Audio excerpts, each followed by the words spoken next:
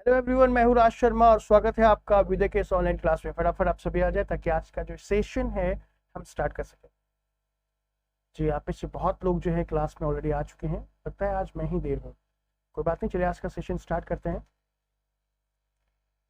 मोहित Singh good evening, Harikesh good evening, Akshay, Mayuri, Sittu, Sales, आप सभी आ चुके हैं। तो चलिए आज का जो सेशन है वो काफ़ी इंपॉर्टेंट है। वैसे तो सारी चीज़ें ही इंपॉर्टेंट होती है, सारे टॉपिक इंपॉर्टेंट है, बट आपका आज का सेशन जो है इंटरेस्टिंग बोल सकते हैं। चलिए आप सभी का एक बार मुख्यमंत्री अभ्युदय योजना के तहत मैं सभी का स्वागत करता हूँ। यूनिस, अक्षय, सब आ जाए। तो आज का जो टॉपिक है वो है ह्यूमन सर्कुलेटरी सिस्टम। जी, आज हम बात करेंगे ह्यूमन हार्ट के बारे में। ह्यूमन हार्ट क्या है, किस तरीके से काम करता है, कौन कौन से पार्ट है, हम डिटेल में चर्चा करने वाले हैं। तो देखो, अगर हम बात करें, जय हिंद अतुल। देखो, अगर हम बात करें अपनी बॉडी के बारे में तो हमारी बॉडी के सारे पार्ट इंपॉर्टेंट होते हैं, लेकिन जो सर्कुलेटरी सिस्टम है देखा जाए तो वो सबसे इंपॉर्टेंट होता है। ठीक है, मैं फिर से कह रहा हूँ, सारे पार्ट इंपॉर्टेंट है, लेकिन हाँ, सर्कुलेटरी सिस्टम काफ़ी इंपॉर्टेंट होता है, क्योंकि अगर ये काम ना करे तो आपको बॉडी के अंदर में जो डेली डेली रूटीन में जो आप क्या करते हो, आपको एनर्जी चाहिए होती है, आपको वो नहीं मिल पाएगी। क्लियर है? अकबर, पूजा देवी, अकबर बरेली से, ओके। तो चलिए आप स्टार्ट करते हैं। आप सभी लगभग आ चुके हैं। तो अगर मैं आपसे बोलूँ कि ह्यूमन सर्कुलेटरी सिस्टम क्या है, तो देखो मैं बताऊं कि सर्कुलेटरी सिस्टम की बात करें से हम क्या बोलते हैं, परिवहन तंत्र कहते हैं। तो ब्लड सर्कुलेटरी सिस्टम को क्या बोलेंगे, रक्त परिवहन तंत्र बोलेंगे या परिसरण तंत्र बोलेंगे। Sir sound fast, okay. Sound तो आवाज सही आ रही है सिट्टू? ठीक है, भी ठीक है, मैं चेक कर लेता हूँ एक बार आवाज पे कोई प्रॉब्लम है या नहीं है। ठीक है, अब बताना आवाज कैसी है। तो ह्यूमन सर्कुलेटरी सिस्टम की बात करें तो one of the important system of our body, यानी कि हमारे शरीर के अंदर में यह क्या है, सभी सिस्टम में से एक बहुत ही इंपॉर्टेंट सिस्टम होता है। क्लियर है? सर्कुलेटरी सिस्टम की बात करें तो सर्कुलेटरी सिस्टम को किसने खोजा था, तो एडी 1578 और 1657 में एक इंग्लिश फिजिशियन थे जिनका नाम था विलियम हार्वे। उन्होंने क्या किया था, डिस्कवर किया था सर्कुलेशन ऑफ ब्लड के बारे में। तो ये काफी क्वेश्चन जो है आपके पेपर में आता है, मतलब आ चुका है ये, तो देखा जाए पीसेस में कि हाँ भाई जो ठीक है, चलो ठीक है, स्लो है, सही तो हो गया, ठीक है। ठीक है, तो विलियम हार्वे ने क्या किया था, आपके ह्यूमन सर्कुलेटरी सिस्टम जो है उसकी खोज की थी। नेक्स्ट बात करते हैं कि अगर हम बात करें सर्कुलेटरी सिस्टम के बारे में, तो सर्कुलेटरी सिस्टम दो प्रकार के होते हैं। दो प्रकार में कौन कौन सा, एक को बोलते हैं हम क्लोज सर्कुलेटरी सिस्टम और एक बोलते हैं ओपन सर्कुलेटरी सिस्टम। देख रहे हो, क्लोज और ओपन, यानी कि एक होता है खुला परिवहन तंत्र और एक होता है बंद परिवहन तंत्र। तो अब ये क्लोज और ये ओपन किस में होता है, एक बार इसे भी देख लेते हैं। देखो, सर्कुलेटरी सिस्टम की जब हम बात करते हैं, मैं आगे थोड़ा सा डिटेल में बताऊंगा, बट यहाँ पे एक बार क्योंकि सर्कुलेटरी सिस्टम की बात करें, परिवहन तंत्र की बात करें, तो उसको बात कर लेते हैं। ओपन सर्कुलेटरी सिस्टम की बात करें तो ओपन सर्कुलेटरी सिस्टम जो होता है ना, जितने भी छोटे होते हैं, जो छोटे जीव होते हैं, जो इंसेक्ट्स होते हैं, जो कीड़े मकोड़े होते हैं, उनमें क्या होता है ना, ओपन सर्कुलेटरी सिस्टम होता है, खुला रक्त परिवहन संचरण तंत्र होता है। देखो, खास करके इसमें ऑर्थोपॉड्स में और दूसरा मोलस में। ऑर्थोपॉड्स अगर हम बात करें पूरी दुनिया के बारे में, तो अगर सबसे बड़ा संघ अगर हम बात करें तो क्या है, सबसे जो बड़ा संघ है वो कौन है, आपका आपका जाके ऑर्थोपॉड्स वाला है। इसमें जितने भी कीड़े मकोड़े होते हैं वो सारे के सारे आते हैं। सो वॉल्यूम बिल्कुल क्लियर है, ठीक है, पर स्लो आ रही है। मत आप में से बहुत लोग को आवाज सही लग रही है। देखो, ये मोबाइल के ऊपर भी डिपेंड करता है। अगर आपका मोबाइल पुराना होगा या फिर इसमें स्पीकर में कोई प्रॉब्लम होगी ना, तो आवाज थोड़ी स्लो आएगी बच्चे। एक बार फिर भी आप एक बार सारे के सारे बच्चे जितने भी और देख रहे हैं इस वीडियो को, आप मुझे बता दें कि हाँ, क्या सच में आवाज क्लियर है या सही है, क्या आवाज सही आ रही है। मैं भी अपने फोन से देख लेता हूँ। होगा या फिर इसमें स्पीकर में कोई प्रॉब्लम होगी ना, तो आवाज थोड़ी स्लो आएगी। ये आवाज तो परफेक्ट आ रही है मेरे ख्याल से। देखो, मेरे फोन में आवाज बिल्कुल परफेक्ट है। Good evening S R Meena. देखो, मेरे फोन में तो बहुत अच्छा, बहुत अच्छी आ रही है। अब आपके फोन में क्यों नहीं आ रही मुझे नहीं पता। स्लो है, ईयरफोन से सही है सर? ओके, देखो मेरे फोन में सही आवाज आ रही है, ठीक है, कोई ना ईयरफोन लगा लो, वॉइस क्लियर है, ईयरफोन लगा लो और अच्छी तरीके से आ जाएगा, ठीक है। तो ऑर्थोपोड्स की बात करें, ध्यान दीजिएगा कि ओपन सर्कुलेटरी सिस्टम की बात की जा रही है। तो ये ऑर्थोपोड्स जो बोल रहे दुनिया का सबसे बड़ा संघ होता है, कीट मकोडार्ड है, उसमें ओपन सर्कुलेटरी सिस्टम होता है और मोलस्क में भी होता है। इसमें इनका शरीर में क्या होता है, जो ब्लड होता है वो पंप किया जाता है किसके थ्रू? लार्ज वेसल्स के थ्रू। जो बड़ी बड़ी धमनियां होती हैं, धमनी बोल लो या रक्त वाहिनियां बोल लो, उसके थ्रू जो होती है पहले पंप की जाती है, लेकिन ये आगे जाके किसमें? ओपन स्पेस में, यानी कि खुले में खुल जाती है, जिसे बॉडी का कैविटी, इस बॉडी की कैविटी को क्या बोलते हैं? साइनसिस कहते हैं, ठीक है। सिनेसिस बोल लो, साइनसिस बोल लो, ये कहते हैं।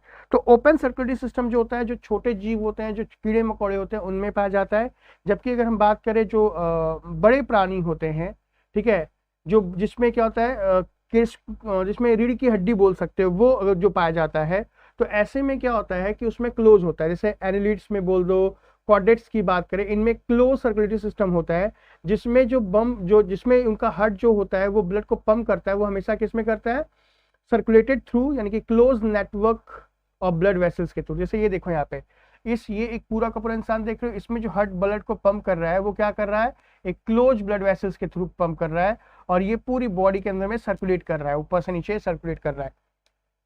क्लियर है? तो दो प्रकार के होते हैं, तो दो प्रकार में आपको समझ में आ गया। अगर हम बात करेंगे इस सर्कुलेटरी सिस्टम में कितने इंपॉर्टेंट ऑर्गन होते हैं, तो उसमें 3 प्रकार के ऑर्गन होते हैं जो सबसे इंपॉर्टेंट होते हैं। पहला होता है हार्ट, दूसरा होता है ब्लड, उसके बाद होता है ब्लड वेसल्स, और साथ में लिम्फ भी आप रख सकते हो। तो 3 प्रकार के इंपॉर्टेंट है, ब्लड वेसल्स और लिम्फ को हम एक में ले लेंगे, या ब्लड को और लिम्फ्स को हम एक ही में ले लेंगे।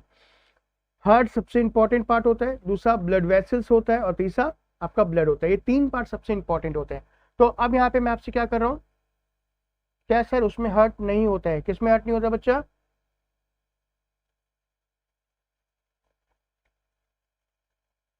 ठीक है, अभी देखो हर्ट की जब हम बात करें, देखो मेरी बात ध्यान से सुनेंगे, ये जो हर्ट है, हार्ट का अध्ययन क्या कहलाता है, ब्लड का अध्ययन क्या कहलाता है, और ब्लड वेसल्स का अध्ययन क्या कहलाता है, ये आपसे पूछ रहा हूँ, आप बताएंगे।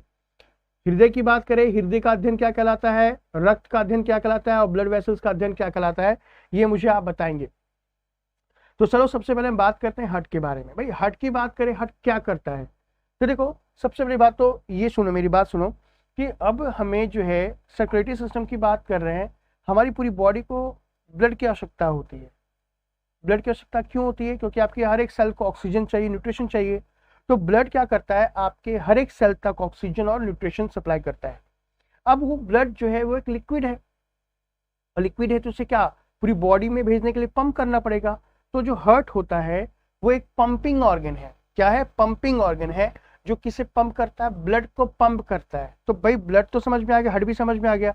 तो जो हार्ट ब्लड जो होगा, वो जो पंप होगा, वो कहां से पंप होगा? पंप कहां से होगा? समझ में आ रहा है? तो जो पंप करने के लिए भाई ब्लड वेसल्स चाहिए। तो हृदय से ब्लड वेसल्स पूरे बॉडी में जाती है, जिसमें ब्लड क्या होता है? पंप हो जाता है। मेरे ख्याल से ये तो आपको समझ में आ गया। ध्यान दीजिएगा कि जो हार्ट है इसमें 4 चेंबर्स होते हैं, ठीक है, क्या बात है, कार्डियोलॉजी ठीक है, ब्लड का जो होता है हिमेटोलॉजी ठीक है, और कार्डियोलॉजी हार्ट का होता है। अब एक और बचा ब्लड वेसल्स का अध्ययन, वो बता दो। बिल्कुल सही है, हिमेटोलॉजी जो होता है ब्लड का होता है, हार्ट का कार्डियोलॉजी होता है बच्चे। अब इसका कितना होता है ब्लड का, ब्लड वेसल्स का बता दो। तो हृदय एक प्रकार का पंपिंग ऑर्गन है जो ब्लड को पंप करता है। इसमें 4 चैम्बर्स होते हैं, ध्यान रखना। कितने चैम्बर्स?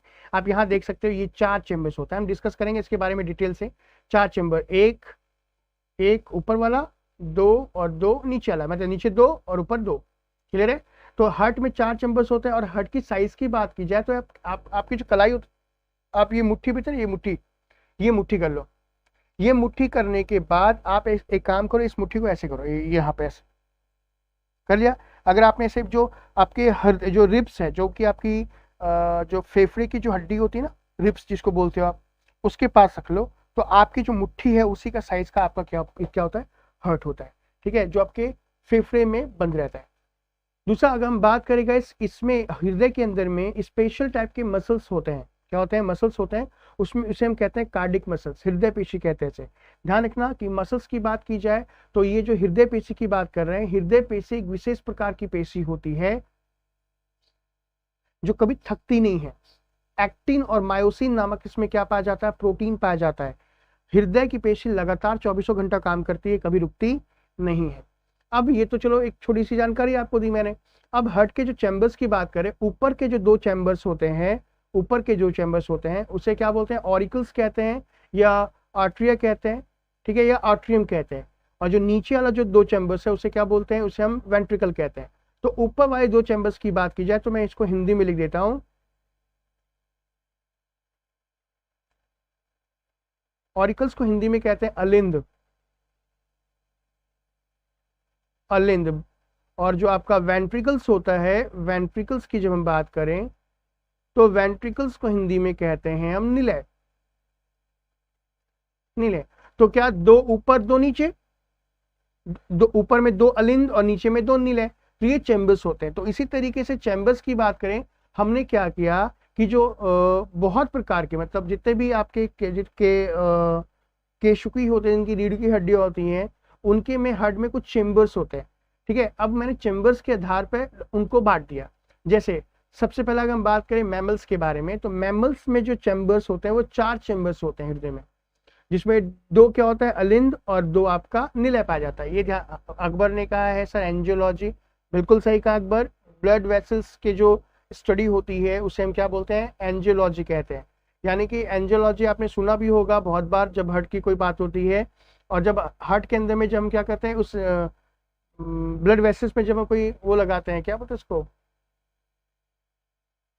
जरे देखो दिमाग से उतर गया, एंजियोलॉजी कहते हैं। और जब उसका ट्रीटमेंट करते हैं तो उसे एंजियोप्लास्टी कहते हैं। दिख नहीं रहा है सर, आप जो लिख रहे हैं वो दिख नहीं रहा। ओके, जो मैं वो लिख रखा हूँ वो लिख नहीं रहा, समझ आता हूँ मैं। अब देखो दिखेगा, कोई बात नहीं, मैं अगर आपको नहीं दिखा है, समझ में आ गया। जितने भी मैमल्स होते हैं, जितने भी स्तनी होते हैं, 4 चैम्बर्स होते हैं। 4 चैम्बर्स की बात करें, इसमें 2 क्या होते हैं, अलिंद।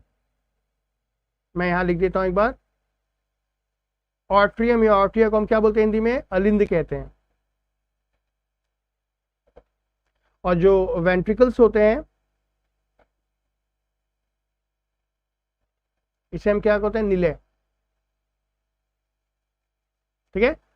तो जो मैमल्स की बात करें तो मैमल्स के हृदय में कितने चैम्बर्स, 4 चैम्बर्स होते हैं बच्चे, ध्यान दीजिएगा। 4 चैम्बर्स में 2 आपका अलिंद हो गया, 2 आपका निलय हो गया, याद करना है ये। बर्ड्स की बात करें तो बर्ड्स में भी कितने चैम्बर्स हो जाते हैं, उसमें भी 4 चैम्बर्स हो जाते हैं, जिसमें 2 अलिंद और 2 निलय हो जाते हैं। अब लोग सर एक बात बताओ, जब ये 2-2 सब में होता है तो फिर क्या क्या मतलब है इसको लिखने का, भाई मतलब है, बोलो क्यों, क्योंकि यहाँ से क्वेश्चन आते हैं कि भाई पंक्तियों में निलय की संख्या कितनी होती है, और पंक्तियों में अलिंद की संख्या कितनी होती है। तो ये संख्या जो है आपके पेपर में पूछे जाते हैं। अब दिखाई दे रहा है,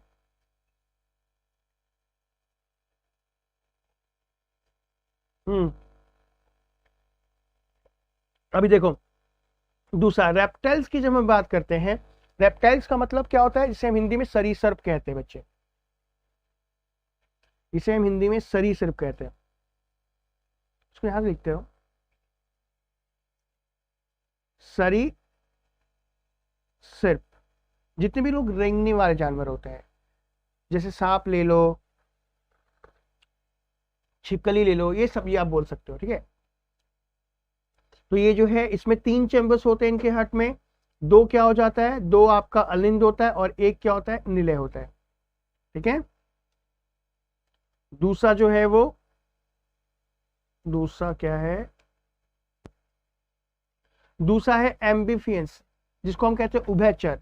मतलब कि जो लोग जमीन पे भी रह सकते हैं और जो लोग जल पर भी रहते हैं, है ना, उन्हें हम उभयचर कहते हैं। तो उनमें कितने चैम्बर, 3 चैम्बर होते हैं, जिसमें से कि 2 आपका अलिंद और 1 सिंगल क्या होता है, वेंट्रिकल, 1 निलय होता है। इसे याद करेंगे, ध्यान रखना, ठीक है। तो यहां ध्यान दीजिएगा, रेप्टाइल्स और एम्बिफियंस की बात करें तो बहुत सारे जानवर इन दोनों की कैटेगरी में आते हैं, तो 3-3 होते हैं। लेकिन एक ऐसा जानवर जिसको हम क्रोकोडाइल कहते हैं, क्रोकोडाइल में 4 चैम्बर होता है, ठीक है। अब बोलोगे सर क्रोकोडाइल तो आप रेप्टाइल्स में भी आता है और एम्फीबियंस में आता है, हाँ जी बिल्कुल दोनों में आता है, लेकिन ये अपवाद स्वरूप है, और यही क्वेश्चन आपके पीसीएस में तो 100% पूछता है। अब जो क्रोकोडाइल की बात करें, इसमें 4 चैम्बर्स होते हैं, होते तो 3 ही चैम्बर्स है, लेकिन जो 1/4 जो चैम्बर होता है वो अनडेवलप्ड होता है। Is it clear. फिश की बात करें, फिश में 2 चैम्बर्स होते हैं, ठीक है, जिसमें एक आपका जाके अलिंद होता है और एक आपका जाके निलय होता है। लेकिन अगर आप पूछो कि सर एक बार, लेकिन आप ये पूछोगे कि सर एक बात बताइए कि सर इसमें सबसे ज्यादा चैम्बर्स किसके होते हैं, तो जो सबसे ज्यादा चैम्बर्स होते हैं वो कॉकरोच होता है ना, तिलचट्टा जिसे बोलते हैं, उसमें 13 चैम्बर्स होता है, छोटे छोटे से चैम्बर होते हैं। अभी देखो, अगर आप बोलोगे सर ये चैम्बर्स तो समझ में आ गया, ठीक है, लेकिन एक मिनट,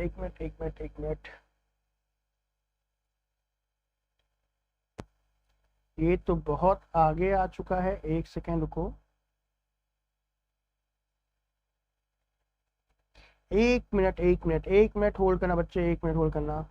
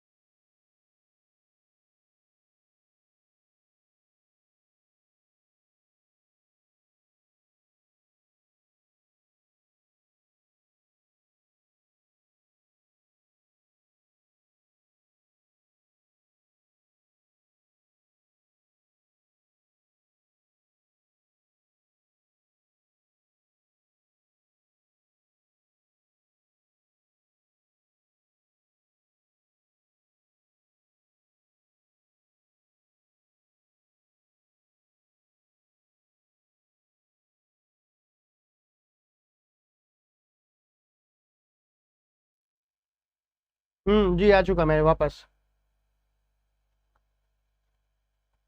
हाँ, तो मैं बोल रहा था ये चैम्बर्स की बात की जाए तो सबसे ज्यादा जो चैम्बर्स होते हैं किसमें आ गए, जो सबसे ज्यादा चैम्बर्स रहते हैं वो कॉकरोच के अंदर में होते हैं। अभी ध्यान दीजिएगा, इस अगर हम फिश की बात करें तो फिश की जब हम बात करते हैं, जो फिश है ना, फिश में जो हार्ट होता है वो क्या करता है, जो डीऑक्सीनेटेड ब्लड होता है वो ऑक्सीनेटेड ब्लड में कन्वर्ट हो जाता है, किसके जरिए, ग्रिल्स के जरिए, और सप्लाई करता है पूरी बॉडी पार्ट के अंदर में। आया समझ में, where the deoxygenated blood is return to heart, single पे। ध्यान दीजिएगा कि जो ग्रिल्स है भाई, in fish the heart pump out deoxygenated blood which is oxygenated by the grill and supplied to the body parts from where deoxygenated blood is returned to the heart। इसके अगर हम बात करें ग्रिल्स के बारे में, तो इसका जो ग्रिल्स है वो काफी इंपॉर्टेंट है, किसका फिश का ग्रिल्स जो होता है काफी इंपॉर्टेंट होता है और इस प्यूरिफिकेशन करने में भी काफी मदद करता है। अगर हम बात करें हार्ट के बारे में तो ध्यान देना कि जो हार्ट है, क्योंकि सबसे महत्वपूर्ण अंग है, और हार्ट के चारों तरफ एक प्रकार की क्या होती है, एक प्रकार की एक लेयर पाई जाती है, उस लेयर को हम कहते हैं पेरिकार्डियम। ध्यान दीजिएगा, ये रहा पेरिकार्डियम। हृदय की बात की जा रही है, जो हृदय है वो क्योंकि एक महत्वपूर्ण अंग है, तो जब महत्वपूर्ण अंग है तो हृदय के किनारे किनारे सुरक्षा के दृष्टिकोण से एक क्या पाई जाती है, एक बैग, एक मेम्ब्रेन पाई जाती है, जिसे पेरिकार्डियम कहते हैं। और इसी पेरिकार्डियम के अंदर में एक प्रकार का लिक्विड होता है जिसमें क्या पाया जाता है, पेरिकार्डियल फ्लूइड पाया जाता है, जो हृदय को भारी आघातों से बचाता है। अब एक बार ध्यान दीजिएगा कि जो हार्ट के चैम्बर्स की बात कर रहे हैं, जैसे ये आपका आर्टियम है, ये आपका वेंट्रिकुलर है, तो आर्टियम और वेंट्रिकुलर के बीच में एक प्रकार की लेयर होती है, एक प्रकार का, ये जो देख रही है इसको हम सेप्टम कहते हैं। क्या बोलते हैं, सेप्टम। तो जो हृदय को, बाएं हृदय को दाएं हृदय से अलग करने वाला, लेफ्ट हार्ट को राइट हार्ट से अलग करने वाला जो लाइन होती है, जो लाइंस होती है, उसे क्या बोलते हैं, हम सेप्टम बोलते हैं। क्या बोलते हैं, सेप्टम। क्लियर है। तो सेप्टम जो है वो लेफ्ट हृदय को और राइट हृदय को अलग अलग करते हैं। देखो, अब हार्ट में कुछ वल्व्स होते हैं। वल्व्स का मतलब समझ में आ रहा है, वल्व्स का मतलब हो गया कि भाई हार्ट वल्व्स इसलिए होते हैं ताकि जो ब्लड का फ्लो है वो रिटर्न ना हो, ठीक है। कितने प्रकार के होते हैं एक बार देखो जरा आप। देखो यहाँ पे पहला है आपका जाके ये पल्मोनरी वल्व, देख रहे हो यहाँ पे पल्मोनरी वल्व, ये है पल्मोनरी वल्व। ये आपका हो गया ट्राइकैप्सिड वल्व, ये देखो यहाँ पे। दूसरा ये हो गया एरोटिक वल्व, अरोटा पे जो होता है। और ये हो गया क्या, मिट्रल वल्व, ये वाला पोर्शन है ना, ये जो मेन बॉडी के अंदर में जाता है। मिट्रल वल्व हो गया, ये आपका अरोटा वल्व हो गया, ये आपका ट्राइकैप्सिड वल्व हो गया, और आपका जाकर के पल्मोनरी वल्व हो गया। ठीक है, अब अगर देखा जाए ये 4 प्रकार के वल्व का अलग अलग काम होता है, मैं आपको बताऊंगा। क्योंकि जैसे अगर मान लो इस वल्व में अगर कोई प्रॉब्लम आ जाए, एरोटिक वल्व में कोई प्रॉब्लम आ जाए, या पल्मोनरी वल्व में कोई प्रॉब्लम आ जाए, या ट्राइकैप्सिड वल्व में कोई प्रॉब्लम आ जाए, तो क्या प्रॉब्लम होगी। वल्व का काम क्या होता है कि ब्लड के फ्लो को रिटर्न ना भेजना। जैसे मान लो कि ये जो आपका ये जो वल्व देख रहे हो ट्राइकैप्सिड वल्व की जब हम बात करें, तो ये आपका जो है राइट आपका ऑर्टिम से आ रहा है लेफ्ट में। तो ये जैसे ही ब्लड ऊपर वाले चैम्बर से नीचे के चैम्बर में चला जाएगा, यानी कि वेंट्रिकुलर में चला जाएगा, तो होगा क्या कि ये जो ट्राइकैप्सिड वल्व है ये बंद हो जाएगा, तो ताकि ये ब्लड वापस क्या हो, रिटर्न ना आ सके। समझ में आ रहा है। तो ये रिटर्न ना आए, इस कारण से जो है ये वल्व का उपयोग किया जाता है। आगे एक बार हम बात करेंगे इसके बारे में भी, लेकिन कुछ चीजें हैं जो एक बार जान लेते हैं, देख लेते हैं।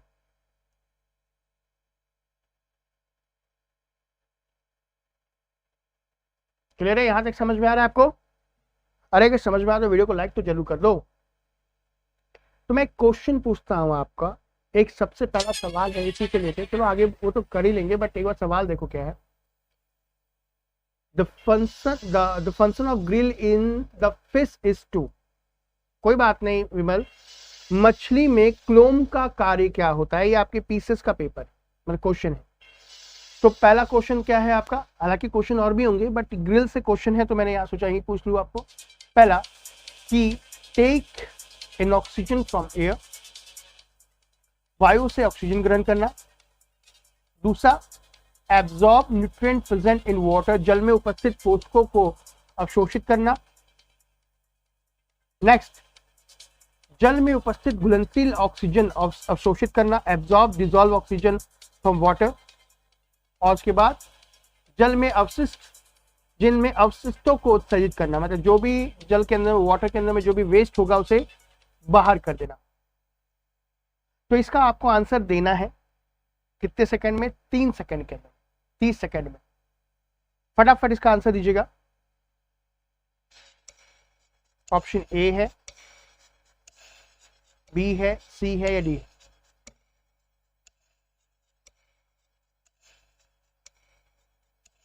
ओके, ए और सी सबका आंसर आ रहा है। 6, 5, 4, 3, 2, 1, समय समाप्ति की घोषणा। और जो सही आंसर है,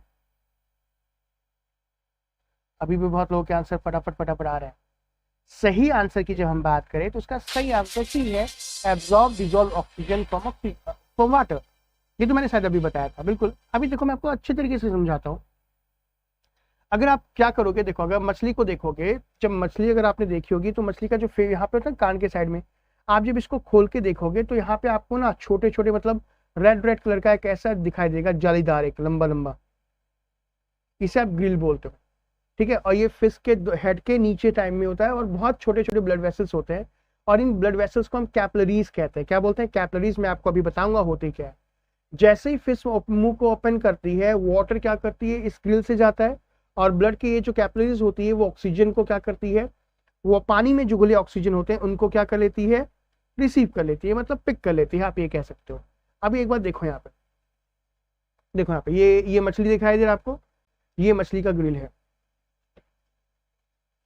देखो यहाँ मछली का ये है, जैसे ये वाटर का फ्लो गया, जैसे फ्लो गया पानी का फ्लो गया, तो ये पानी का फ्लो ये ग्रिल से आया। ग्रिल से जब आया तो देखो ये जो ग्रिल देख रहे हो, छोटे छोटे ग्रिल, इन ग्रिल के अंदर में छोटे छोटे क्या होते हैं, कैपिलरीज होते हैं। कैपिलरीज का मतलब केशिकाएं, रक्त केशिकाएं होती है, देखो यहाँ पे देख रहे हो। और ये क्या करती हैं, आपका जाके ऑक्सीजनेटेड ब्लड को ले लेती है, मतलब यहाँ पे ऑक्सीजन को लेकर के कार्बन डाइऑक्साइड को छोड़ने का काम कर लेती है, देखो यहाँ पे देख रहे हो। और ये जो पानी का फ्लो है, फिर ये यहाँ से इनके मछली के यहाँ मुंह से निकल जाता है, इनके मुंह से पानी ले रही है और इस फिर यहाँ से पानी निकाल दे रही है, बट पानी में जो ऑक्सीजन होगा ये ग्रिल क्या करती है, उन्हें ले लेती है। क्लियर, समझ में आ रहा है आपको। गुड इवनिंग ऋषिकेश, समझ में आ रहा है बच्चे ये वाला क्वेश्चन। चलो अगर समझ में आया तो अच्छी बात है, फिर मैं आगे बढ़ता हूँ। अब अगर हम बात करें तो हार्ट की बात थी, हार्ट में और बहुत सारी चीज़ें होती हैं, मैं और भी डिस्कस करूंगा। आते हैं बीपी क्या होता है, सामान्य बीपी कितना होना चाहिए, कुछ फैक्ट्स क्वेश्चन होते हैं। लेकिन अभी एक बात ध्यान रखना, हम बात करें ब्लड वेसल्स के बारे में, तो ब्लड वेसल्स कितने होते हैं? 3 प्रकार के ब्लड वेसल्स होती हैं, 4 भी बोल सकते हो, कोई प्रॉब्लम नहीं, ठीक है, बट 3 प्रकार की ब्लड वेसल्स होती हैं जिसके बारे में हम डिस्कस करेंगे। पहला है आर्टरीज। आर्टरीज की बात करें, जिसे हिंदी में से कहते हैं धमनी। आर्टरीज को हिंदी में क्या बोलते हैं? धमनी बोलते हैं।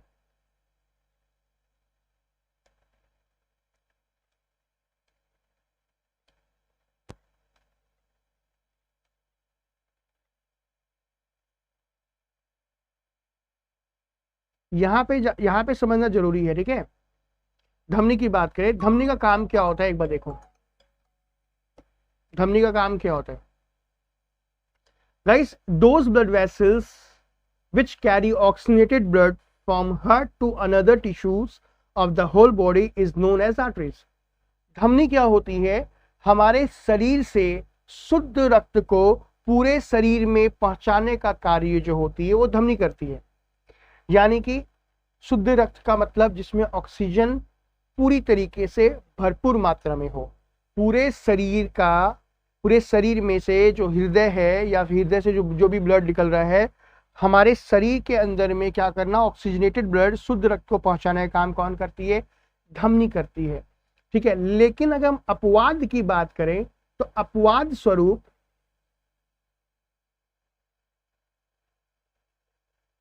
पल्मोनरी आर्टरीज, इसको हिंदी में कहते हैं फुस्फुसीय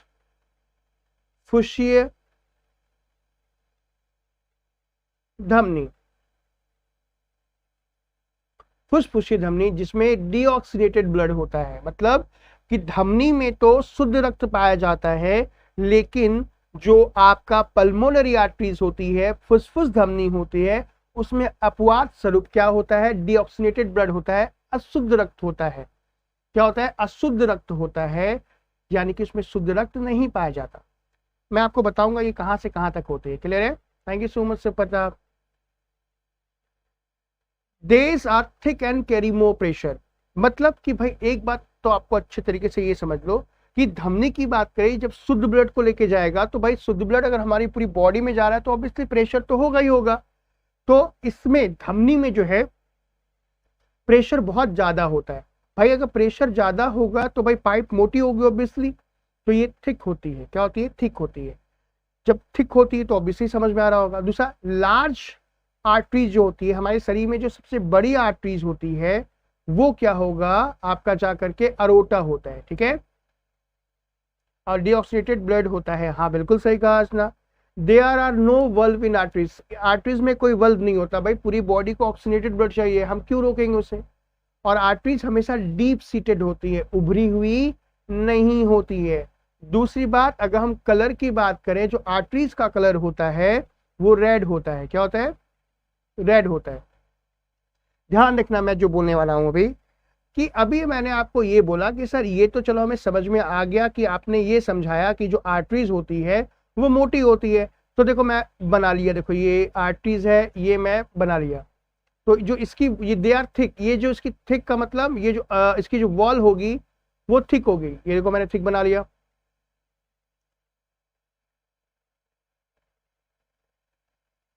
ये थिक हो रही है। मैं वॉल की बात कर रहा हूं। किसकी वॉल की बात कर रहा हूं बच्चे?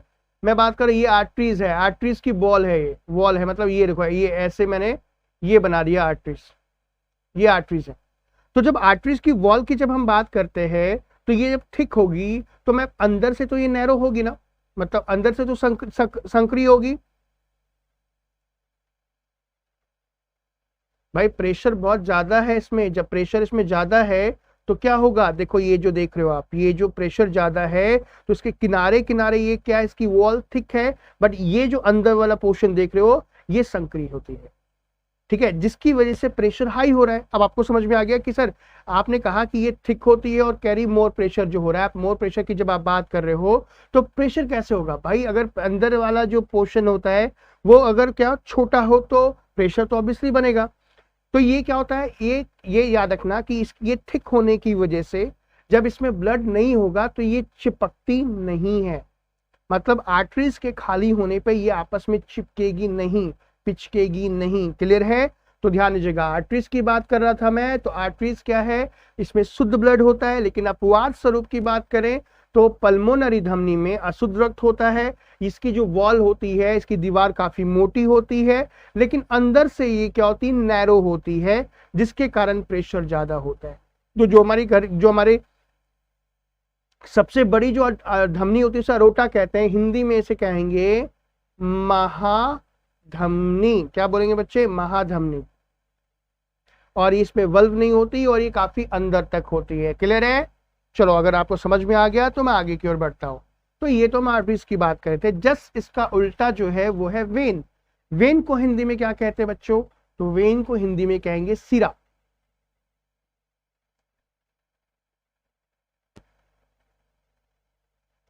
वेन को हिंदी में क्या कहते हैं? हम हिंदी में कहेंगे सिरा। ठीक है? They start from tissue of the whole body and reach the heart. They carry blood with CO2. यानी कि एक ऐसी रक्त वाहिनी जो हमारे पूरे शरीर से अशुद्ध रक्त को लेके कहां पे आती है? हृदय में आती है। समझ में आ रहा है? मतलब हमारे शरीर से अशुद्ध रक्त को हृदय में लाने वाली जो ब्लड वेसल्स होती है, वो उसे हम वेन्स कहते हैं, उसे हम सीरा कहते हैं, जिसमें कौन सा ब्लड होता है? अशुद्ध रक्त होता है, कार्बन डाइऑक्साइड युक्त ब्लड होता है। अगर समझ में आया तो लाइक भी कर दो। लेकिन अपवाद स्वरूप की बात की जाए तो अपवाद स्वरूप एक और सिरा होती है जिसे हम कहते हैं पल्मोनरी वेन्स। पल्मोनरी वेन्स में क्या होती है? आपका जाकर के आपके अशुद्ध रक्त पाया जाता है। कौन सा? शुद्ध रक्त। पल्मोनरी वेन को हिंदी में कहते हैं फुसफुस सिरा।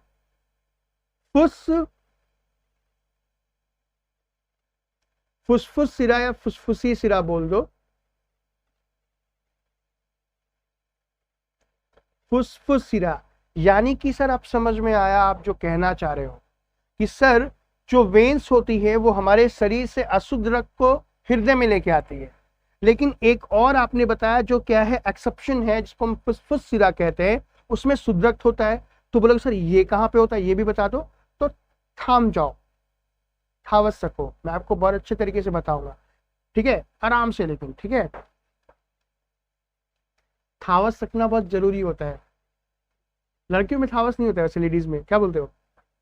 खैर चलो, देखो अगर हम इसकी बात करें तो ये क्या होता है, दे आर थिन वॉल, इसकी वॉल पतली होती है और कैरी लो प्रेशर, यानी कि इसमें प्रेशर नहीं होता उतना। जो सबसे बड़ी वेन होती है उसे वेना केवा कहते हैं, हिंदी में कहते हैं महाधमनी, महासिरा। माफ कीजिएगा मैं इधर उधर बहक गया था, क्या करें, 10 प्रकार के दिमाग में टेंशन रहते हैं सबको। आपको भी है? आप में से किसको किसको टेंशन है या नहीं है?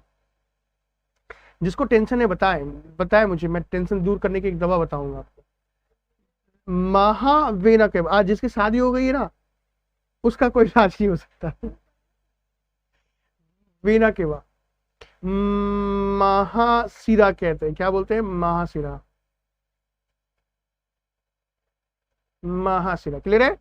तो और ये they are valve in vein, इसमें वल्व होता है। अब वल्व क्यों होता है कि भाई ये क्या पूरी बॉडी से हर्ट में जा रही है ना, तो पूरी बॉडी से अगर हर्ट में जा रही है तो ये नीचे की ओर ना आ जाए, इसलिए चैम्बर्स होते हैं इसमें। ठीक है जी सर, है, मुझे है टेंशन है, मोहित को भी, अकबर को भी है सर। हिंदी टर्म में इन सबके आज मुझे पता नहीं थे, but good to see the slide in English. Okay कोई बात नहीं, ठीक है, मुझे भी है। ओके यहाँ पे मतलब जितने भी मेल दिख रहे हैं किसी फीमेल को टेंशन नहीं है। अक्षय बताए सर, यार ये देखो एक भी फीमेल बता रही है टेंशन नहीं, सही बात है, वो सारी टेंशन तो मेल को दे रही है। बेचारे कितने सारे मेल है, मोहित, अकबर, विमल, बताओ कितने सारे टेंशन है। आप में से शादी किसकी होगी वो भी मुझे बता रही है, तभी उस हिसाब से मैं बताऊंगा आपको। ठीक है, they are valve in vein, मतलब इसमें वेन्स होती है, और veins are not deep seated, ये डीप सीटेड नहीं होती है। ठीक है सर, आपसे पढ़ते हैं तो टेंशन भाग जाती है। अच्छा, ये अच्छा है कि पढ़ते समय टेंशन भाग जाए, ये मैंने पहली बार सुना है कि कोई बोल रहा है कि सर पढ़ते हैं तो टेंशन भाग जाती है। अदरवाइज बहुत लोगों को तो पढ़ने में टेंशन आती है। ऋषिकेश, मैं आपको सही बोलूं, अगर पढ़ने से टेंशन भाग रही ना तो ये अच्छे सिम्टम्स है आपके। सर एग्जाम का है, ओके एग्जाम का टेंशन है, ठीक है। चलो आ जाओ। नहीं हुई है तब बाबू, अगर शादी नहीं हुई है तो आप टेंशन मुक्त हो, टेंशन मत लो, आराम से लाइफ को एंजॉय करो, है कि नहीं? फिर तो 10 तरह की टेंशन होती है। चलो वेन्स की बात करते हैं। वेन्स जो है, वेन्स की जब हम बात करते हैं तो वेन्स देखो, ये जो ना इसकी वॉल पतली होती है, और ये कैसी होती है, ये देखने में ब्लू होती है। क्या होती है? ब्लू। मैं ब्लू बना लेता हूँ ना। इनका जो कलर होता है ब्लू बोल सकते हो, या इसको आप ग्रीन बोल सकते हो ना। ये देखने में ब्लू और ग्रीन दिखती है। अभी देखो, अगर इसकी वॉल की जो बात करें, सर ऐसा लड़कियों को भी टेंशन, हाँ मैं, मुझे पता हो देते हैं सर, इंजेक्शन इसी में लगता है ना। हाँ बिल्कुल सही कहा, इंजेक्शन इसी में लगता है, मैं आपके बताऊंगा आपको। मुझे नहीं है, वाह क्या बात है। ये लोग जितने लोग बोल रहे हैं ना मुझे टेंशन नहीं है, मैं ये पॉजिटिव लोग हैं लाइफ के अंदर में। बताओ, नहीं तो लाइफ में टेंशन किसको नहीं होती। तो देखो ये वॉल है, मैं ये वॉल बना रहा हूँ किसकी? वेन्स की। तो इसकी वॉल्स पतली होती है। तो अगर ये वॉल्स पतली होगी, देखो ये वॉल्स अगर पतली होगी तो क्या मैं बोल सकता हूं, ये वॉल्स अगर पतली होगी तो मैं बोल सकता हूं अंदर का भाग जो होगा वो वृहद होगा, वो ब्रॉड होगा, वो चौड़ा होगा। ठीक है, तो ये जो वेन्स की बात करें, वेन्स की वॉल क्या होती है यहाँ पे, ये चौड़ी होती है, मतलब वेन्स, ये दीवार हम क्या होती है, इसकी पतली होती है। ठीक है, और इसका जो अंदर वाला पोर्शन होता है चौड़ा होता है, इसलिए जो प्रेशर होता है वो लो प्रेशर होता है। आए समझ में? और एक बात का ख्याल रखेंगे कि ये जब अगर इसमें से ब्लड खाली हो जाए ना, तो खाली होने के बाद क्या होती है, ये पिचक जाती है। ठीक है सर, आपकी शादी हुई है क्या? आपको क्या लगता है, बताएं। तो ध्यान रखेंगे, ये जो मैं बोल रहा हूं, ये जो वेन्स की बात करें, जो वेन्स है ये क्या होती है, इसकी दीवार थिन होती है और इसमें प्रेशर लो होता है क्योंकि ये चौड़ी है, और ये ब्लू और ग्रीन होती है। क्लियर है बच्चे? और ये क्या होती है, महाकेवा मैंने बताया दिया। तो ये वेन्स, अभी मैं इसको वापस डिस्कस करूंगा, इसलिए परेशान ना हो। अब आते हैं कैपिलरीज। भाई हमारे शरीर में धमनी भी है, सिरा भी है, यानी कि आपके आर्टरीज भी है और आपकी वेन्स भी है। तो ये आर्टरीज और वेन्स कहीं ना कहीं तो जुड़ेगी ना, या अपने अलग अलग सेपरेट रहेगी? ऐसे तो नहीं होगा ना, सेपरेट नहीं, कहीं ना कहीं जुड़ेगी। तो जहां पर वेन्स और आर्टरी जुड़ती है आपस में, उसे हम कैपिलरीज कहते हैं। क्या बोलते हैं? कैपिलरीज कहते हैं। हिंदी की बात की जाए तो हिंदी में इसे केशिका कहते हैं, केशिका, नॉट कोशिका, केशिका। ठीक है, ठीक है, ओके। सर चिपकेगी, आप बिल्कुल सही कहा, चिपकेगी। सर अभी अनमैरिड हैं, ओके अच्छी बात है। शायद हो गई, हाँ भाई हो गई है, तभी तो बता रहा एक्सपीरियंस। मजाक करो, सीरियस मत लेना। ठीक है, अच्छा अभी ये जो मैं आपको बता रहा हूँ, ये तो वर्ड्स के बारे में बता रहा हूँ, मैं आपको इसके अलावा अभी आपको बताने वाला हूँ इसी में कि कोलेस्ट्रॉल क्या होता है, कितने प्रकार के कोलेस्ट्रॉल होते हैं, जो हार्ट की बीमारियां होती है वो कौन कौन सी होती है। तो ये देखना, आप ध्यान रखना, ठीक है। ये आप ये वीडियो देखना, आपको बहुत सारी चीजें अच्छी तरीके से समझ में आने वाली है। तो capillaries are small blood vessels. ये जो कैपिलरीज होती है वो सबसे छोटी ब्लड वेसल्स होती है। महीन जो है केशिकाएं होती हैं। They serve to distribute oxygenated blood from arteries to the tissue of the body and the feed deoxygenated blood from the tissue back into vein. यानी कि ये जो कैपिलरीज है ये क्या करती है कि ये धमनी से शुद्ध रक्त को ला करके शरीर के टिश्यू में दे देती है, कोशिकाओं में दे देती है, और केशिकाओं से अशुद्ध रक्त यानी कि कार्बन डाइऑक्साइड ब्लड को लेकर के ये क्या करती है, वेन्स यानी कि सिरा को दे देती है। तो इसका जो काम होता है वो यही होता है। क्लियर है, समझ में आ रहा है? जो अगर हम बात करें कैपिलरीज के बारे में, तो ये सेंट्रल कंपोनेंट होता है सर्कुलेटरी सिस्टम का, यानी कि परिवहन तंत्र का ये जो है मध्यस्थ भाग होता है, जो आर्टरीज और वेन्स के बीच होता है। कभी भी अगर आपको चोट लगती है तो ब्लड तो आता है, और आपको पता है कि ब्लड किस में होता है, आर्टरीज में या वेन्स में। लेकिन जब भी चोट लगती है आपको, तो आर्टरीज और वेन्स में से ब्लड नहीं आता, किस में से आता है, कैपिलरीज में से ब्लड निकलती है। आया समझ में? ठीक है,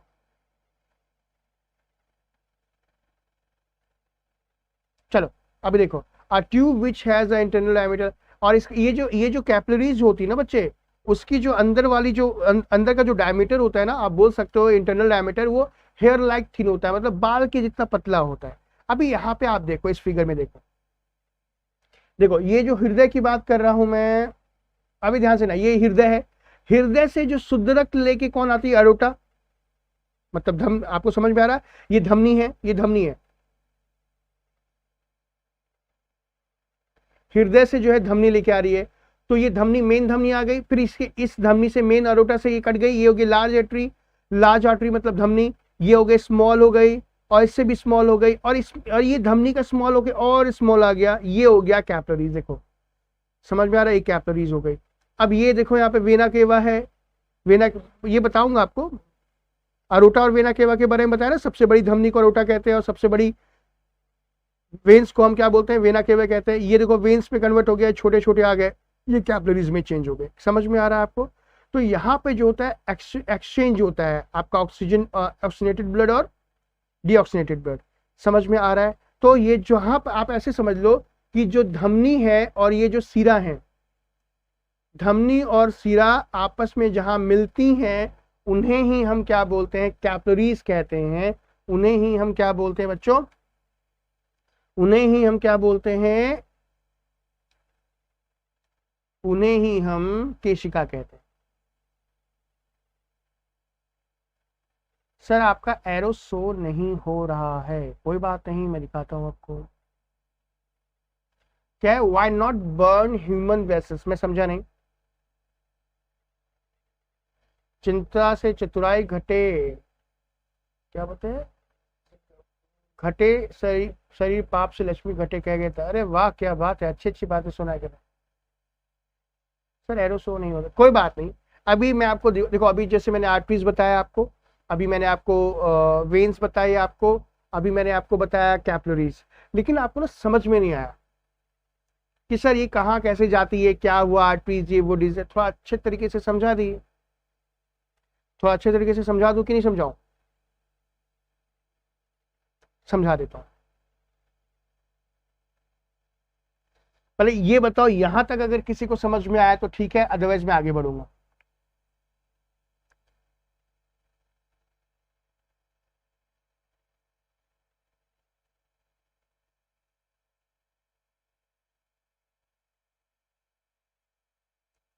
यहां तक जिसको समझ में आया फटाफट मुझे बताया, तभी मैं आगे बढ़ूंगा, क्योंकि अभी जो मैंने आपको आर्टरीज बताई, मैंने वेन्स बताया आपको, मैंने कैपिलरीज बताई, अभी मैं प्रॉपर तरीके से बताऊंगा, ठीक है?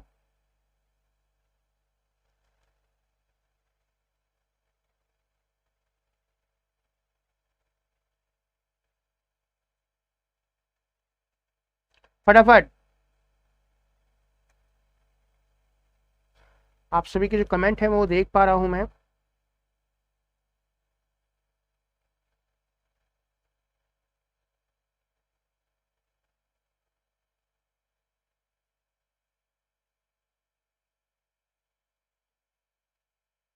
क्लियर है? सर कितने बजे तक होती है क्लास बच्चे? 4:30 से 6 बजे तक। सर आप अपना बेसिक स्टाइल में समझा दीजिए। हाँ मैं आपको अपने बेसिक स्टाइल में समझा रहा हूँ। क्लियर है अभी तक? अभी बेसिक स्टाइल में समझा रहा हूँ ना, अभी समझ में आएगा आपको, ठीक है? अभी देखो मैं बहुत अच्छे तरीके से समझाता हूँ। ये पल्मोनरी वेन्स कहाँ होती है, ये सब भूल जाओ, छोड़ दो, खाली इस चार्ट को देखना, आपको समझ में आएगा, ठीक है? अभी कहीं मत जाना। कहीं का मतलब है कि अभी तो समझ में आया आपको, मैंने वो समझाया ना जो समझ में आया। मान लो अगर मैं पूछा आपसे क्वेश्चन, इस तरीके से थोड़ी आएगा क्वेश्चन, ये आएगा, ये बताइए कि शुद्ध रक्त हृदय के किस चैम्बर में जाता है और किसके थ्रू जाता है, तो क्या करोगे?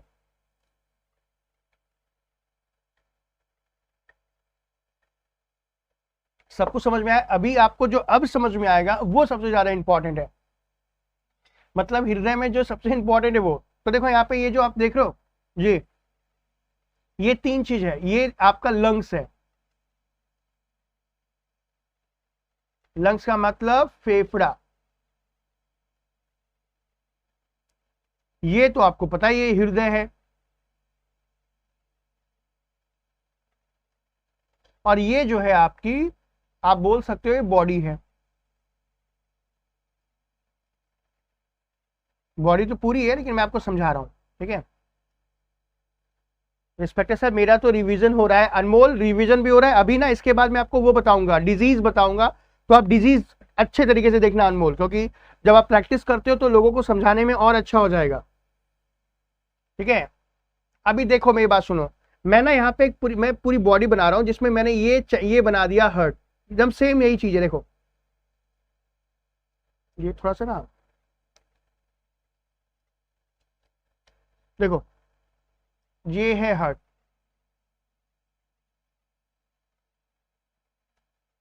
ध्यान से सुनना, ध्यान से सुनना, ध्यान से देखना, ये हार्ट बना दिया मैंने। हार्ट में कितने चैम्बर्स होते हैं? 4 चैम्बर्स होते हैं, ठीक है, ये बना दिया 4 चैम्बर्स। ये राइट वाला, ये राइट हो गया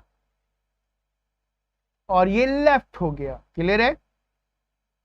राइट ये क्या होगा? अलिंद हो गया, और ये लेफ्ट अलिंद हो गया। ये राइट वेंट्रिकुलर हो गया और ये लेफ्ट वेंट्रिकुलर हो गया। ऐसा तो मैंने बताया आपको। हाँ बिल्कुल, प्रैक्टिस भी हो गया अभी तो। अब समझ में देखो ना, अच्छे तरीके से आएगा। ओ जो मैं लिख रहा हूं वो शो नहीं हो रहा क्या? अच्छा रुको रुको रुको रुको, ये तो गड़बड़ हो जाएगी अगर शो नहीं होगा तो। भाई माफ कीजिएगा, माफ कीजिएगा, मैं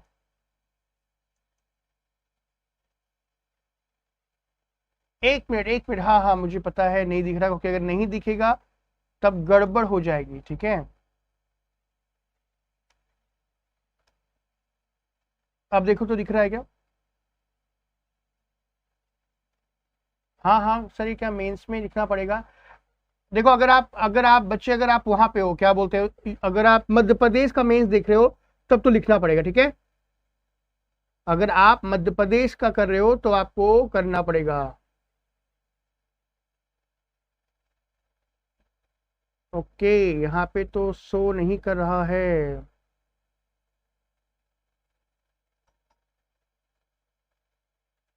हम्म, अब दिखेगा, नहीं दिख रहा, मैं समझ गया बच्चे, नहीं दिख रहा। अब दिखेगा, देखो अब दिखेगा, अब दिखेगा, अब दिखेगा। देखो ये मैंने बना लिया हृदय, ठीक है, अब दिखेगा, आप परेशान ना हो। ये मैंने एक हृदय बनाया, अब दिखेगा, ये हृदय के 4 चैम्बर्स मैंने बना लिए, जिसमें ये जो है आपका राइट ऑर्कम है, ये आपका राइट वेंट्रिकुलर है, ये आपका लेफ्ट क्या है, आपका अलिंद है।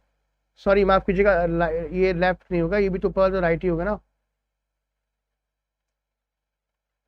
ये हो गया लेफ्ट, और ये हो गया लेफ्ट वेंट्रिकुलर। अब क्लियर है भाई? अगर अभी भी नहीं दिखाई दे रहा तो मैं भी देख लूं कि दिखाई नहीं दे रहा कि नहीं दे रहा।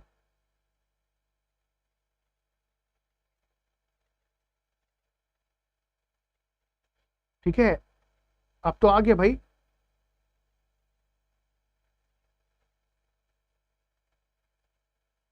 और यूपी में लिखना पड़ेगा? नहीं, यूपी में मेंस में नहीं लिखना पड़ेगा बच्चे, नहीं यूपी में लिखना नहीं पड़ेगा, यूपी में केवल और साइंस एंड टेक में लिखना पड़ेगा आपको। फटाफट बताओ, दिखाई दे रहा है कि नहीं दिखाई दे रहा है? दिखाई दे रहा है? चलो, ये मैंने हृदय बना लिया, हृदय के चैम्बर्स बना लिए। ये मैं यहाँ पे लंग्स बना लेता हूँ। लंग्स मतलब समझ में आ रहा है?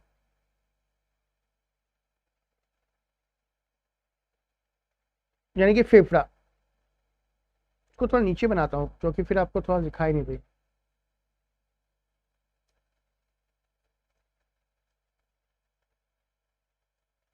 ये फेफड़ा बना लिया, ठीक है। और ये नीचे बॉडी का पार्ट। अब बोलोगे सर ये क्यों कर रहे हो आप, बॉडी का पार्ट अलग क्यों कर दिया? आपको समझाने के लिए। देखो यहाँ पे, अब मैंने कहा आपको, अभी यहाँ पे अच्छे तरीके से समझना, कहीं जाना मत। अभी यहाँ देखना, हमारी बॉडी से, यानी कि पूरी बॉडी से जो है अशुद्ध रक्त हृदय में आएगा ना, तो मेरी पूरी बॉडी से अशुद्ध रक्त आया आया आया आया आया आया आया आया आया आया आया आया, और ये आ गया राइट इसमें। क्लियर है? राइट ए का मतलब आपको समझ में आ गया, एल एल ए का मतलब समझ में आ गया भाई। अलिंद है ऊपर वाले दोनों, ये हो गया आपका दाया अलिंद, ये हो गया बाया अलिंद, ये हो गया दाया निलय, ये हो गया बाया निलय, ठीक है। तो अब हमारे शरीर से जो ब्लड आपके हृदय में आता है, मैंने आपको अभी बताया कि सर जो भी हृदय में ब्लड आता है वो सिरा लेके आती है। क्या लेके आती है? सिरा। सिरा को क्या बोलते हैं? वेन्स बोलते हैं। अभी मैंने आपको बताया कि जो वेन्स में अशुद्ध रक्त होता है, शुद्ध रक्त होता है। सर आपने बताया कि जो सिरा जो होती है इसमें अशुद्ध रक्त होता है। किसमें किसमें होता है? अशुद्ध रक्त, यानी कि CO2। ठीक है सर। तो मैंने क्या बताया कि जो इसमें प्रेशर लो होता है, अधिक होता है, लो प्रेशर होता है। तो जो सिरा होती है उसमें लो प्रेशर होता है, LP। अच्छा सर जी, यानी कि हमारे शरीर से जो ब्लड हृदय में जाता है वो किस में जाता है? RA में जाता है, राइट ऑर्क्रम में जाता है। आया समझ में? क्लियर है? तो ये जो लेके जाता है वो सिरा लेके जाती है, वेन्स लेके जाती है, और उसमें ब्लड होता है कौन सा? आपका जाकर के आपका CO2 ब्लड होता है, और आपका ये कौन सा होता है? लो प्रेशर होता है। अब ये ब्लड आने के बाद जब राइट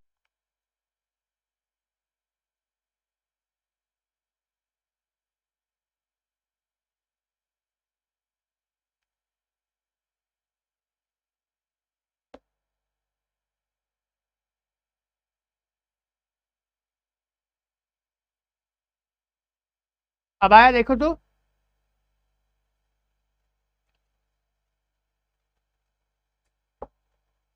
अब आया क्या? ये पता नहीं, ये टाइम मैंने जब से 3 बजे वाली क्लास में, पता है हमें कोई प्रॉब्लम नहीं होती। ये पता नहीं इस पर में शायद भद्रा लग गया है। हम्म। चलो अब आ गई। तो देखो मैंने आपको बताया था क्या कि जो आपका जो कि एक पल्मोनरी जो आर्टरीज थी, उसमें मैंने बताया कि पल्मोनरी आर्टरीज एक ऐसी पाइप है जिसमें एक्सेप्शन के थ्रू क्या होता है? CO2 ब्लड होता है। कौन सा ब्लड?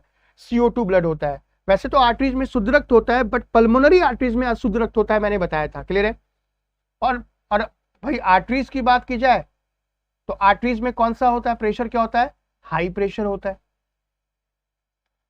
तो ये जो आप देख रहे हो, आपका जो राइट वाला सेगमेंट है, ठीक है, राइट वाले सेगमेंट की बात करें, हृदय की बात करें, तो हृदय का जो राइट वाला भाग है, ऊपर से नीचे वाला भाग, इसमें देखो, इसमें दोनों चीजें हमारी वेन्स भी आ गई और आपका पल्मोनरी आर्टरीज भी आ गई। यानी कि इस पोर्शन में जो ब्लड फ्लो हो रहा है, ये पूरा का पूरा फ्लो हो रहा है, इम्प्योर ब्लड फ्लो हो रहा है, और इस साइड का प्रेशर क्या होता है? कम होता है। क्लियर है? तो अब जैसे ही लंग्स के पास आया, तो अब लंग्स ने क्या किया? रेस्पिरेशन के थ्रू हमने ऑक्सीजन लिया, कार्बन डाइऑक्साइड छोड़ दिया। तो लंग्स ने क्या किया? ये जो CO2 जो पहुंचा है लंग्स के पास, ये CO2 को लंग्स क्या करेगा? आपका नाक के थ्रू बाहर कर देगा। और जो ऑक्सीजन है, क्या है? और जो ऑक्सीजन की बात करें तो वो ऑक्सीजन क्या करेगा? वो आपके लंग्स में आ जाएगा। मेरी बात ध्यान से सुनना, मैं बता रहा हूं आपको कि भाई जो बॉडी से जो सिरा जा रही है, ये सिरा क्या है? ये जो सिरा देख रहे हो आप, ये सिरा बेसिकली क्या है? इसमें जो से लेकर के आपके हृदय के LA तक क्या होता है? एक प्रकार की विशेष पल्मोनरी वेन्स होती हैं। क्या होती हैं? Pulmonary veins. ठीक है, पल्मोनरी वेन्स, भाई वेन्स है तो उसमें कौन सा प्रेशर होगा? लो प्रेशर होगा या हाई प्रेशर होगा? पल्मोनरी वेन्स भैया यहाँ पे लो प्रेशर होगा। पल्मोनरी वेन्स की बात की जाए तो इसमें कौन सा ब्लड होता है? इसमें होता है आपका जा करके O2। चलो मैं देखता हूं, ये बार बार ये बफरिंग हो रही है। कोई ना, मैं देखता हूं, परेशान ना हो। ये नेटवर्क जितना ढीठ है ना, उससे ज्यादा ढीठ हमें, परेशान ना हो। ठीक है, देखो, ठीक है, लगता है अगर चला, कोई बात नहीं। तो अब यहाँ लंग से निकल के एक और पाइप जा रही है, ये जो है वो पल्मोनरी वेन्स है, यानी कि फुसफुसे सिरा है। तो याद होगा, पर फुसफुसे सिरा की बात करें, इसमें कौन सा ब्लड होता है? मैंने बताया था एक्सेप्शन, देखो वेन्स में अशुद्ध होता है लेकिन पल्मोनरी वेन्स में शुद्ध होता है। और वेन्स का जो प्रेशर होता है वो कौन सा प्रेशर होता है? वो प्रेशर होता है LP, लो प्रेशर। तो ये लंग से निकल करके कहां पे चला गया? आपके जाकर के हृदय के LA में, यानी कि आपका जाके जो लेफ्ट वाला पोर्शन है, बायां जो अलिंद है, उसमें चला गया। अब बाएं अलिंद से कहीं और नहीं जाएगा, वो ये इसी के थ्रू यहाँ पे आया, सॉरी वाई मैं लेता हूँ, ये यहीं पे आया, फिर ये चल जाएगा लेफ्ट किस में? वेंट्रिकल में। अब यहां से वेंट्रिकल से होते हुए ये आपके हृदय से निकला निकला निकला निकला और ये चला गया आपकी बॉडी के पार्ट में। तो हृदय से जो बॉडी पार्ट में जो पाइप जाती है, उसको मैंने बताया था ना आपको, आर्टरीज होती है, आर्टरीज होती है, यानी कि धमनी होती है। और मैंने बताया था कि धमनी में कौन सा ब्लड होता है, O2 ब्लड होता है, और कौन सा प्रेशर होता है, HP प्रेशर, यानी कि हाई प्रेशर होता है। और ये देखने में कैसी होती है, मैंने आपको बताया भाई साहब, ये जो देखने में होती है ये लाल रंग की होती है। कौन सी रंग की, लाल रंग की। तो देखो यहाँ पे लाल रंग मैंने बता दिया, बना दिया यहाँ पे। तो यहाँ पे आपको सब चीज, इस चार्ट से आपको सारी चीजें समझ में आ जाएगा। इस चार्ट को याद कर लेना कि हमारे शरीर से जो रक्त वाहिनियां हृदय के किस में आती है, आपके राइट ऑरिकम में आती है, वो होती है वेन्स होती है। वेन्स में जो होता है CO2 ब्लड होता है, और इसमें जो प्रेशर होता है वो कौन सा प्रेशर होता है बच्चे, वो प्रेशर होता है आपका लो प्रेशर, मैं बता चुका हूं पिछले। अब ये बॉडी, ये हृदय के राइट ऑरिकम से लेके कहाँ जाती है, राइट वेंट्रिकल में जाती है, और राइट वेंट्रिकल से पाइप निकल के कहाँ चली गई, आपका लंग्स में जाके चली गई। तो जब लंग्स में जा रही है, हृदय से जो लंग्स में जो पाइप होती है वो पल्मोनरी आर्टरीज होती है, और उसमें कौन सा ब्लड होता है, CO2 ब्लड होता है, और हाई प्रेशर होता है। तो ये जो पूरा साइड देख रहे हो, ये नीले वाला साइड, ये जो साइड आप देख रहे हो, ये जो साइड है, इसमें CO2 ब्लड होता है, और दोनों प्रेशर होते हैं इसमें, क्लियर है। और ये वाला जो पोर्शन देख रहे हो आपका लेफ्ट वाला, इसमें कौन सा ब्लड होता है, O2 ब्लड होता है। तो मेरे ख्याल से आपको समझ में आ गया क्या है ये, AV बिटवीन बाइकैप्सिड वॉल, बता दीजिए sir, AV and V between, बता देता हूं बच्चे। Sir which are more in numbers, arteries और वेन्स। देखो अगर हम बात करें तो देखा जाए तो वेन्स की जब बात करें तो वेन्स थोड़ी कम होती है, आर्टरीज ज्यादा होती है। किसकी बात कर रहे हो ये आपको पहले बताना पड़ेगा। जो हार्ट होता है ना, हार्ट की अगर हम बात करें तो हार्ट के अंदर में दो आपकी आर्टरीज होती है और एक वेन्स होता है, ध्यान रखना, क्योंकि हमारी बॉडी को आर्टरीज की आवश्यकता ज्यादा होती है। हार्ट की बात करें तो हृदय में, आपके हृदय के अंदर में जो बाएं साइड की बात कर रहे हैं, बाएं साइड में 2 आर्टरीज होती है और लेफ्ट साइड में 1 आर्टरीज होती है, ठीक है। आर्टरीज की बात कर रहा हूं, ध्यान दीजिएगा। Which are more in numbers, arteries और वेन्स, ठीक है, समझ में आया आपको। ये अगर आप, ये अलग अलग हो सकता है, वैसे अगर मैं आपसे मुंह से पूछोगे तो मैं आर्टरीज बोलूंगा। ये समझ में आ गया, यहां तक समझ में आया तो मुझे बताओ और कमेंट जरूर करो, फिर मैं आगे आगे बताऊंगा आपको। Left artery and left ventricle, clear, समझ में आ गया। तो चलो अगर यहां तक समझ में आ गया तो हम आगे की ओर बढ़ते हैं। अब यहाँ पे लिम्फ और ब्लड में क्या अंतर होता है वो एक बार देख लो। लिम्फ के बारे में सुना होगा ना, नहीं सुना तो कोई प्रॉब्लम नहीं, मैं आपको बताता हूं। वॉल के बारे में बता दीजिए। हाँ मैं बताऊंगा अभी वॉल के बारे में,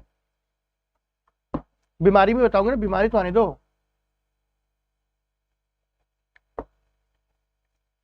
अभी देखो लिम्फ्स की बात करते हैं, लिम्फ्स और ब्लड में क्या अंतर, क्लियर है, ठीक है बच्चे। देखो अगर हम बात करें कि जो लिम्फ और ब्लड में क्या अंतर होता है, तो जो ब्लड होता है ना वो क्या होता है, पंप होता है हमारी बॉडी के अंदर में हार्ट के द्वारा, लेकिन जो लिम्फ होता है वो मूव होता है along the normal functioning of body. मतलब वो हमारी बॉडी में ऐसे ही सर्कुलेट करते रहता है, उसको हार्ट की आवश्यकता नहीं होती है, क्लियर है। ओके, बहुत अच्छे तरीके से समझ में आ गया। अभी और भी है बच्चे, ठीक है। ब्लड को हमारी बॉडी के अंदर में हार्ट क्या करता है, पंप करता है, लेकिन लिम्फ को ब्लड हार्ट पंप नहीं करता। लिम्फ जो है वो नॉर्मल फंक्शन के साथ आपकी बॉडी के अंदर में क्या करता है, ट्रैवल करना स्टार्ट कर देता है, ठीक है। अगर हम बात करें ब्लड के बारे में तो ब्लड क्या करता है, ट्रांसपोर्ट करता है ऑक्सीजन को हमारी पूरी बॉडी में, जबकि लिम्फ क्या करता है, आपके हमारी बॉडी का जो वेस्ट होता है ना उसे क्या करता है, रिमूव करता है। अगर आपसे बोला जाए कि आपके रक्त में या आपके शरीर में जो हानिकारक पदार्थ है वो शरीर से बाहर किसके द्वारा निकलते हैं, तो आपका आंसर होना चाहिए वहां पे लिम्फ होना चाहिए, ठीक है। अगर आप बात करो ब्लड के बारे में तो ब्लड हमारी बॉडी में जो है वो सर्कुलर मोशन में क्या करता है, आपका जा करके सर्कुलर मोशन के अंदर में क्या करता है, आपका सर्कुलेट करता है, जबकि लिम्फ आपका एक सिंगल डायरेक्शन में ही मूव करता है, ठीक है। गुड इवनिंग पूजा। अच्छा सर आप साइंस एंड टेक्नोलॉजी भी पढ़ाते हैं। अर्चना मैं पहले साइंस एंड टेक्नोलॉजी पढ़ा चुका हूँ, ये लास्ट में पढ़ा रहा हूँ, आप प्रीवियस में जाके देखिए मैंने पूरी साइंस एंड टेक्नोलॉजी पढ़ा चुकी है। देखो ब्लड की बात करें तो ब्लड के अंदर में जो होता है बच्चे, वो रेड ब्लड सेल्स होता है, ठीक है, व्हाइट ब्लड सेल्स होता है और प्लेटलेट्स होता है। लेकिन अगर लिम्स की बात करें तो ये सफेद रंग का क्लियर फ्लूइड होता है, सफेद रंग का एक साफ साफ पार्ट होता है। क्लियर है? दूसरा, आप you can see blood if there damage to vessels. अगर मान लो कि आपकी जो रक्तवाहिकाएं हैं वो क्या हो जाएगा, वो आपका डैमेज हो जाता है, तब आप ब्लड को देख लेते हो, ठीक है। लेकिन लिम्फ को नेकेड आइज के द्वारा देखना जो होता है वो मुश्किल होता है, लिम्फ को आप नहीं देख सकते। किडनी प्यूरिफाई ब्लड, ध्यान दीजिएगा कि किडनी ब्लड को कौन प्यूरिफाई करता है, किडनी प्यूरिफाई करती है, जबकि लिम्फ जो है हमारी बॉडी के अंदर जो लिम्फ्स के नोड्स होते हैं वही क्या हो जाते हैं, लिम्फ्स को प्यूरिफाई करते हैं। क्लियर है? तो लिम्फ्स की बात की जाए और ब्लड की बात की जाए तो ये लिम्फ्स और ब्लड में अंतर था। अब हम बात करने वाले हैं हार्ट के डिजीज के बारे में। बहुत प्रकार के हार्ट के डिजीज होते हैं, डिफरेंट पार्ट। तो अभी हम बात करते हैं कि हृदय की कौन कौन सी बीमारियां हैं। अगर आप डॉक्टर के पास जाते हो तो डॉक्टर बहुत अलग अलग टर्म लेते हैं, आप परेशान हो जाते हो। तो जो जो डॉक्टर टर्म्स नाम लेते हैं बीमारियों का, मैं आपको बीमारी बता देता हूँ। कोलेस्ट्रॉल क्या होता है, कोलेस्ट्रॉल की वजह से प्रॉब्लम क्या होती है, कितने प्रकार का कोलेस्ट्रॉल होता है, कौन सा कोलेस्ट्रॉल अच्छा होता है, क्या सारे कोलेस्ट्रॉल खराब होते हैं, वो भी मैं इसी में ही डिस्कस करूंगा। क्लियर है? तो चलिए इस सेगमेंट को थोड़ा अच्छे तरीके से आप ध्यान देना, क्योंकि यार ये अगर हट के बारे में आपको पता है तो फिर आप अच्छे खासे पैसे बचा लोगे। ठीक है, तो चलो सबसे पहला जो डिजीज है वो ले लेते हैं। देखो सबसे पहला बात करते हैं कॉन्जेक्टिवल हार्ट डिजीज के बारे में। This is a general term for some deformities of the heart that have been present since birth. ठीक है, कुछ ऐसी बीमारियां होती हैं, जनरल की बात, कुछ ऐसी बीमारियां होती हैं जो बाय बर्थ होती है बच्चे, मतलब ऐसा नहीं कि वो बाद में हो जाती है, कुछ बीमारियां पैदा होने के बाद ही हो जाती है। जैसे सेप्टल डिफेक्ट। सेप्टल आपको मैंने बताया था ना, सेप्टल ये जो पोर्शन देख रहे हो दो हार्ट के बीच की जो लाइन होती है उसे सेप्टल कहते हैं। तो there is a hole between two chambers of heart. जब क्या हो, दो चैम्बर के बीच में कोई होल हो जाए, बचपन में होता है तो आपको पता होगा, बोलते दिल में छेद हो जाना। तो जब बचपन में कभी भी क्या हो जाए, आपके बचपन से अगर आपके दोनों चैम्बर्स के बीच में अगर होल हो जाए तो उसे हम सेप्टल डिफेक्ट कहते हैं। दूसरा होता है the flow of blood through various chamber of heart is partially और टोटली ब्लॉक। जब दो चैम्बर के बीच में, जब दो चैम्बर की बात कर लो, या आप बोल सकते हो कि भाई द फ्लो ब्लड कि जो भी चैम्बर्स के बीच में अगर ब्लड जो है वो क्या हो रहा है, या तो ब्लॉक हो जाए, या तो थोड़ा सा ब्लॉक हो, या पूरी तरीके से ब्लॉक हो जाए, मतलब प्रॉपर तरीके से ब्लड पास ना करे, उसे क्या बोलते हैं, ऑब्स्ट्रक्शनल डिफेक्ट्स बोलते हैं इसको। दूसरा क्या होता है, cyanotic heart disease, a defect in the heart cause shortage of oxygen around the body. जब क्या हो जाए, कैनोटिक हार्ट डिजीज उसे कहते हैं जब आपका ऑक्सीजन की शॉर्टेज हो जाए आपकी बॉडी के अंदर में, आपका जो है वो पूरी तरीके से ना बता पाए। क्लियर है? ये जो बीमारी है वो बाय बर्थ होती है। दूसरा जो है वो क्या है आपका, अरिथीमिया।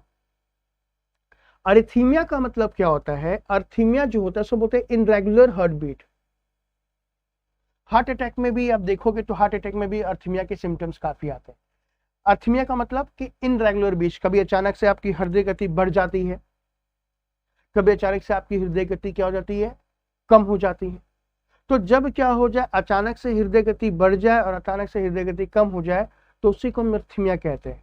अब इसमें भी मान लो कि when the heart beat is too fast, जब हृदय की गति बहुत तेजी से धड़कना स्टार्ट कर जाती है, धक धक धक धक धक धक, तो उसे कहते हैं ट्राइकार्डिया। क्या बोलते हैं इसे, ट्राइकार्डिया कहते हैं। पीसेस में से क्वेश्चन आता है, ध्यान रखना। दूसरा, जब आपकी हार्ट बीट बिल्कुल स्लो लगे, बहुत वीक हो जाए, पल्स बिल्कुल ना मिल रहा हो, उसे क्या बोलते हैं, ब्रेडिकार्डिया। आ समझ में? नेक्स्ट की जब बात करें, जब एबनॉर्मल बीट्स बोल लो तो प्री मैच्योर वेंट्रिकुलर कंस्ट्रक्शन, मतलब जो वेंट्रिकुलर का जो कंस्ट्रक्शन होता है वो बहुत प्री मैच्योर हो जाए, तब भी क्या होती है, जो हार्ट बीट होती है क्या हो जाती है, वो मतलब नॉर्मल नहीं रहती है। दूसरा, फिब्रिकेशन का मतलब क्या होता है, जब हार्ट बीट आपका इनरेगुलर रहे, मतलब कभी तेज कभी कम, कभी तेज कभी कम, कभी तेज कभी कम। तो ये जितने भी हार्ट के पेशेंट हैं उनमें देखा जाता है, आप में भी ऐसा हो सकता है कभी कभी। क्लियर है? देखो अर्थीमिया का कारण क्या है, आप पूछोगे सर ये अर्थीमिया जो हो रहा है, हार्ट बीट जो हो रही है बहुत फास्ट होती है, इसका मेन कारण क्या है? तो देखो इसका मेन कारण क्या है कि जब आपके हार्ट में जो इलेक्ट्रॉनिक इम्पल्सेस होते हैं, इलेक्ट्रिकल इम्पल्सेस होते हैं, वो प्रॉपर तरीके से हार्ट को ना मिल पाए, तो उसे अर्थीमिया कहते हैं। आया समझ में? और ये अर्थीमिया जो होगा वो इलेक्ट्रॉनिक इम्पल्सेस की वजह से। तो भाई अब इलेक्ट्रॉनिक इम्पल्सेस सर कहाँ बनता है, ये सवाल आ जाता है। तो मैं आपको बताता हूँ, देखो कार्डिक अर्थीमिया जैसे हमारे शरीर, हमारे हार्ट का पेसमेकर जो है वो ऐसे नोड को कहते हैं। इस फिगर को देखो आप, ये एक नॉर्मल हार्ट है, ये एक इसमें फेब्रिकेशन हो रहा है, मतलब इसके अंदर में आपका अर्थीमिया है नॉर्मल। ये हार्ट की बात करें तो जो हार्ट का जो आपका जो राइट वाला पोर्शन है, राइट का कौन सा वाला पोर्शन, राइट का आपका देखिए ऑडिटम वाला पोर्शन, यहाँ पे एक नोड दिखाई दे रहा है आपको, ये है एस ए नोड। क्या है? S A node. यहाँ से ये जो है इसे हृदय की बैटरी भी कहते हैं।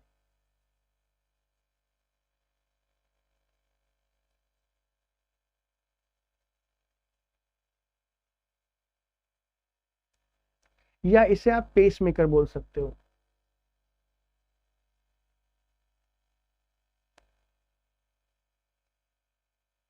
पेसमेकर, हृदय की बैटरी है पेसमेकर। ये जो क्या करता है, ये जो है यहीं से इलेक्ट्रिक इंपल्सेस मिलता है, और ये इलेक्ट्रिक इंपल्सेस मिलने के बाद देखो ये किस तरीके से जो है आपके हार्ट के अंदर में क्या आ रहा है, करंट सप्लाई हो रहा है। लेकिन जब इसमें कोई प्रॉब्लम आनी स्टार्ट हो जाती है, इसमें कोई प्रॉब्लम आनी स्टार्ट हो जाती है, तो इलेक्ट्रिक इंपल्सेस जो होता है वो प्रॉपर तरीके से काम नहीं कर पाता, और आपका जो हृदय है वो ऊपर नीचे ऊपर नीचे ऊपर नीचे ऊपर नीचे होना स्टार्ट हो जाता है। क्लियर है? समझ में आ रहा है? अभी एक चीज ध्यान रखना, ये जो हृदय की बैटरी की बात करें, मान लो कि ये पेसमेकर काम करना बंद कर जाए, काम करना बंद कर जाए, मतलब समझ आ रहा है क्या हो? तो फिर क्या होता है कि फिर क्या करना पड़ेगा? देखा होगा आपने बहुत सारी मूवी में कि वो क्या करते हैं, एक इलेक्ट्रॉनिक इंपल्सेस वाली चीजें रहते हैं वो हृदय में डालते हैं, तो वो जो है ना इसी को एक्टिव करने की कोशिश करते हैं। जब अगर मान लो ये काम करना बंद कर जाए, ठीक है, ये मान लो अगर हृदय, ये जो हृदय की बैटरी है वो काम करना बंद जाए, तो भी आपको हार्ट अटैक आएगा ना। उसे हम हार्ट अटैक नहीं बोलते, उसे कार्डिक अरेस्ट बोलते हैं। हार्ट अटैक और कार्डिक अरेस्ट अलग दो चीजें होती हैं। हार्ट अटैक जो होता है वो ऑक्सीजन की शॉर्टेज की वजह से हो जाता है, ब्लड की ऑक्सीजन की शॉर्टेज की वजह से, जबकि कार्डिक अरेस्ट जो होता है वो इसी की वजह से होता है। इसमें क्या करते हैं, हम धक्का देते हैं। सर लिखा हुआ नहीं दिख रहा है, ओके, ये पता नहीं बार बार क्या हो जा रहा है, लिखा हुआ नहीं दिख रहा है, एक सेकेंड रुको।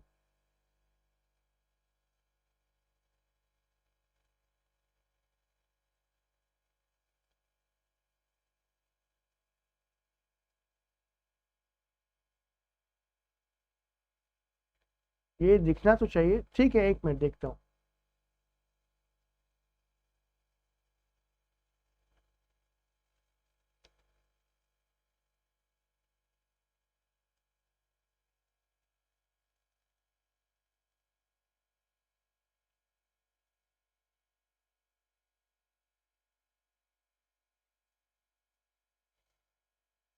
एक मिनट रुको, दिखेगा बच्चे।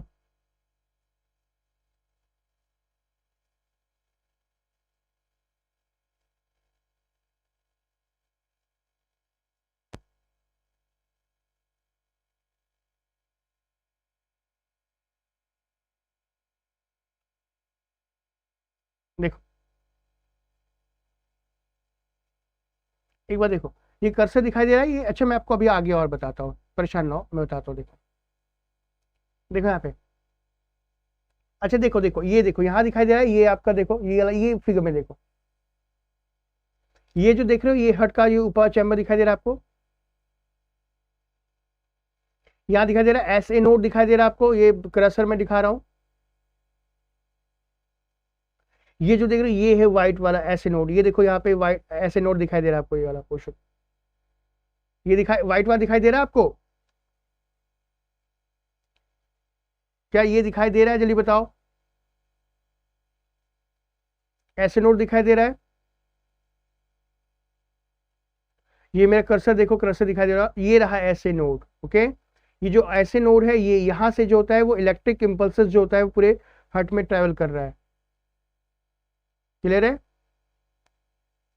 और इसमें देखो यहाँ पे ऐसे नोड जो इलेक्ट्रिक इंपल्सेस नहीं हो पा रहे, तो यहाँ पे क्या हो रहा है आपका जा करके, यहाँ जो ये देखो ना, कोई ना अगर नहीं दिखाई दे रहा तो यहाँ पे देखो ना, कर्सर देख लो, कैसे से समझ में आएगा। तो ये दोनों के दोनों पे प्रॉब्लम आ रही है। तो ऐसे नोड दिख लेना वहां पे साइड में कि ऐसे नोड जो होता है उसे हम हृदय की बैटरी कहते हैं। अभी देखो जब हृदय नॉर्मल की बात करते हैं बच्चे, तो नॉर्मल में देखो यहाँ पे कुछ दिखाई दे रहा होगा आपको। जो नॉर्मल हार्ट बीट की बात करें तो उसमें जो चार्ट होता है वो क्या होता है, PQRST। यानी कि आप बोल सकते हो जो नॉर्मल हार्ट बीट जो चलती है वो PRST दिखाई दे रहा है आपको, दिखाई दे रहा है, ये P वाला पोर्शन दिखाई दे रहा है। तो ये जो नॉर्मल हार्ट अगर होगा तो इसी तरीके से चलती है। लेकिन अगर मान लो कि ये ऐसे नोट की वजह से कोई प्रॉब्लम आ जाए तो इनरेगुलर हार्ट बीट होती है। ये सारी सारी देख रहे हो आप, ये सारी की सारी ये इस तरीके से लाइनिंग आती है। तो लाइनिंग आने का मतलब पता चल जाता है कि जो किस चैम्बर के अंदर में प्रॉब्लम आ रही है। क्लियर है, क्लियर है। तो ये नॉर्मल हार्ट बीट में ये देख रहे हो और इनरेगुलर हार्ट बीट में ये देख रहे हो। तो जो हार्ट बीट होती है, अगर आप बोलो सर ये हार्ट बीट की बात की जाए तो हार्ट बीट जो होता है, हार्ट बीट जो होता है उसका साउंड क्या होता है, तो देखो हार्ट बीट का जो साउंड होता है वो लबडब लबडब होता है। क्या होता है बच्चे, लबडब, LUB, लब डब। और लबडब होगा तो क्या होगा, ये इस तरीके से आपकी जाकर के लाइट चलती रहती है। ये इस तरीके से चलती है लाइट, देख रहे हो, इस तरीके से लाइट चलती रहती है, लबडब लबडब। लेकिन अगर हार्ट के किसी भी चैम्बर में क्या हो जाए, कोई भी प्रॉब्लम आ जाए तो लब मर करके आती है आंसर, लब मर लंबर लंबर करके साउंड आती है इसे, ठीक है। तो नॉर्मल जो साउंड है वो लब डब और एबनॉर्मल साउंड जो होती है लंबर आती है। तो ये जो EEG होता है इसके लिए हम क्या करते हैं, कैसे देखते हैं, EEG, इलेक्ट्रोकार्डियोग्राफ और एक इलेक्ट्रोकार्डियोग्राम भी बोलते हैं। सॉरी EEG नहीं, माफ कीजिएगा, EEG नहीं, ECG, ECG इलेक्ट्रोकार्डियोग्राफ हो गया हार्ट के लिए, और होता है EEG, इसे कहते हैं क्या, इलेक्ट्रोकार्डियोग्राफ कहते हैं। ये होता है ब्रेन के लिए, ठीक है। तो दो तरह की चीजें होती है, एक होता है ECG, एक होता है EEG। अब देखो दूसरी जो है वो है coronary artery disease. Coronary artery disease क्या होता है, कॉमन है बच्चे आजकल के घर में। कोरोनरी आर्टरी डिजीज होती क्या होती है, जब क्या होता है coronary artery disease, coronary artery supply the heart muscles with nutrition and oxygen by circulation of blood. अब भाई आपको मैंने बताया कि आपके हृदय से वेन्स और आर्टरी दोनों निकल रही है और आर्टरीज आपकी पूरी बॉडी को क्या करिए, सप्लाई करती है। तो ये जो कोरोनरी आर्टरीज होती हैं, ध्यान दीजिएगा, ये कोरोनरी आर्टरी लिख लेना अपने नोट्स में। कोरोनरी आर्टरी जो होती है वो हमारे हृदय को रक्त सप्लाई करती है। मतलब कि आपके बॉडी के अंदर भी क्या होता है, जो हृदय है, हृदय को भी रक्त चाहिए और हृदय को रक्त सप्लाई करने के लिए कोरोनरी आर्टरीज की जरूरत होती है। अब जैसे मैं यहाँ पे बना के दिखाता हूं, मेरी बात ध्यान सुनिएगा। देखो देखो, जैसे ये मैंने हार्ट बना लिया,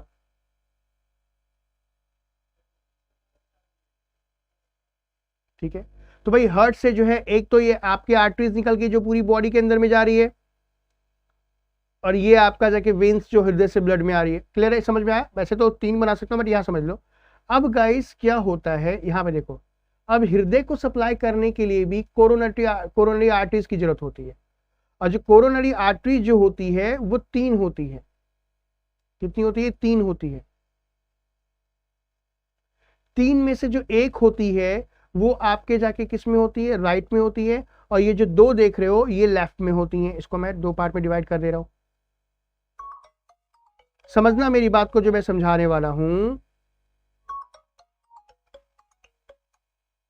मैं जो समझाने वाला समझना, ये हेड का 2 पार्ट हो गया, ये लेफ्ट वाला पार्ट हो गया और ये राइट वाला पार्ट हो गया। तो जो कोरोनरी आर्टरीज होती हैं वो कितनी होती हैं, 3 होती हैं। तीन में से जो ये जो पोर्शन देख रहे हो लेफ्ट में एक होती है और राइट में दो होती है। तो अगर इसमें कोई प्रॉब्लम आती है, किसमें, अगर लेफ्ट वाले में कोई भी प्रॉब्लम आती है तो इसे मेजर बोला जाता है, और अगर राइट वाले में कोई भी चीज अगर प्रॉब्लम आती है तो उसे क्या बोलते हैं, हम उसको माइनर बोलते हैं। तो अगर इन दोनों के दोनों में कोलेस्ट्रॉल जम गया, कोरोनरी आर्टरीज की बात कर रहा हूं, ये कोरोनरी आर्टरीज है जो हृदय को सप्लाई करती है, तो अब ये जो हृदय के अंदर, ये देखो ये पाइप देख रहे हो, इस पाइप के अंदर में ये देख रहे होगा कोलेस्ट्रॉल, ये कोलेस्ट्रॉल जम जाता है। और ये जब कोलेस्ट्रॉल जम जाता है तो इसमें प्रॉपर तरीके से जो है पंपिंग, क्योंकि आर्टरीज में तो प्रेशर ज्यादा होता है, और अगर मान लो एक तो ऐसे ही नैरो होती है अंदर से, और कोलेस्ट्रॉल अगर जम गया तो क्या होगा, प्रॉब्लम तो आएगी, फट जाती है कभी कभी, और फटने की वजह से क्या होगा, आपको जाकर के हार्ट अटैक आ सकता है। क्लियर है। तो अभी मैं आपको बता रहा हूँ कोरोनरी आर्टरी डिजीज के बारे में। तो कोरोनरी आर्टरीज ये तीन प्रकार की होती हैं जो हृदय को रक्त सप्लाई करती हैं, ठीक है। तीन में से दो होती है लेफ्ट में और एक होती है राइट के अंदर में। तो अब आखिर ये डिजीज होती क्या है सर, एक और हो तो क्लास, हाँ बच्चे क्लास, मतलब मैं समझा नहीं, 6 बजे तक ही रखिएगा। आज बच्चे ट्यूजडे टॉपर नहीं हो पाएगा क्योंकि टाइम भी खत्म हो रहा है, मैं आपको यहाँ तक समझा के छोड़ दूंगा, ठीक है। देखो जब आपके कोरोनरी आर्टरीज जब क्या नहीं करे, जब आपके कोरोनरी आर्टरी जो है वो हृदय को प्रॉपर तरीके से ब्लड सप्लाई नहीं करे, तो ऐसी कंडीशन में हम क्या बोलते हैं, कोरोनरी हार्ट डिजीज कहते हैं, कोरोनरी आर्टरी डिजीज कहते हैं। और कुछ टाइम में क्या होता है, लगातार टाइम में फैट जो होने लगता है, जिसको आप प्लाक कहते हो, वो आर्टरीज की वॉल में जमा होने लगता है, और जिसकी वजह से जो आर्टरी एक तो ऐसे नैरो होती है और नैरो होने लगती है, और इसी को क्या बोलते हैं हम, इसी को एक टर्म देते हैं, इसको क्या बोलते हैं, एथेरोस्क्लेरोसिस नाम देते हैं, इसको क्या बोलते हैं आपका, एथेरोस्क्लेरोसिस नाम देते हैं कोरोनरी आर्टरीज को। आप एक फिगर देखो यहाँ पे, देखो यहाँ पे, sir please explain cold blooded और वार्म ब्लडेड। ए राज बच्चे, यहाँ पे कोल्ड ब्लडेड और जो आर्म ब्लडेड होता है ना, वो हम बात करेंगे एनिमल किंगडम में। यहाँ पे हार्ट की बात कर रहे हैं ना, तो वो आएगा आपका एनिमल किंगडम में।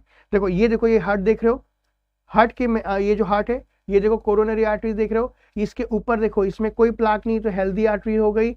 अब इसके देखो प्लाक यहाँ पे जमना स्टार्ट हो गया, तो जब ये प्लाक जमना स्टार्ट होगा तो क्या होगा, ब्लड का फ्लो प्रॉपर तरीके से नहीं हो पाएगा, और ये देखो कंप्लीट ब्लॉकेज इसको बोलते हैं। क्लियर है, समझ में आ रहा है आपको। तो कोरोनरी। अब कोलेस्ट्रॉल की बात करें तो कोलेस्ट्रॉल क्या होता है, एक बार देख लो। कोलेस्ट्रॉल की बात करें तो कोलेस्ट्रॉल बेसिकली एक वैक्स है। वैक्स का मतलब समझ में आ रहा है, एक वसा बोल लो, उसको वैक्स बोल लो। फैट लाइक सब्सटेंस होता है जो हमारे बॉडी के जितने भी सेल्स होते हैं ना भाई बॉडी में, उन सभी में पाया जाता है। Found in all the cells in body. आप कोलेस्ट्रॉल आपकी बॉडी के हर एक सेल में पाया जाता है, ठीक है। आपकी बॉडी को कोलेस्ट्रॉल की आवश्यकता होती है, और body need some cholesterol to make hormones, vitamin D, यानी कि कोलेस्ट्रॉल जो है वो आपके बहुत सारे हार्मोन्स को बनाने में,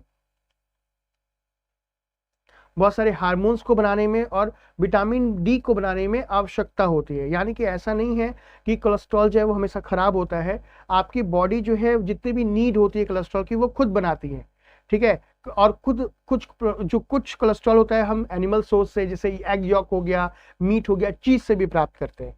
अगर आपकी बॉडी के अंदर में अत्यधिक, मतलब आवश्यकता से ज्यादा कोलेस्ट्रॉल होना स्टार्ट हो जाएगा, तो ये आपकी बॉडी के अंदर और भी बहुत सारे सब्सटेंस से मिलकर के क्या बनाते हैं, प्लाक बनाना स्टार्ट कर जाते हैं, और ये प्लाक आपके जाकर के आर्टरीज के वॉल के अंदर में जाके चिपक जाती है।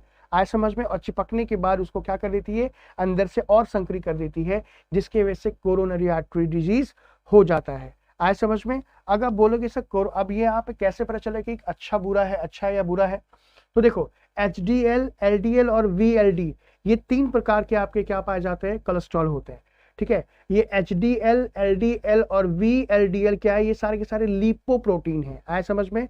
और they are combination of fat और प्रोटीन, मतलब ये जो LDL, HDL है ये प्रोटीन और फैट का कॉम्बिनेशन होता है।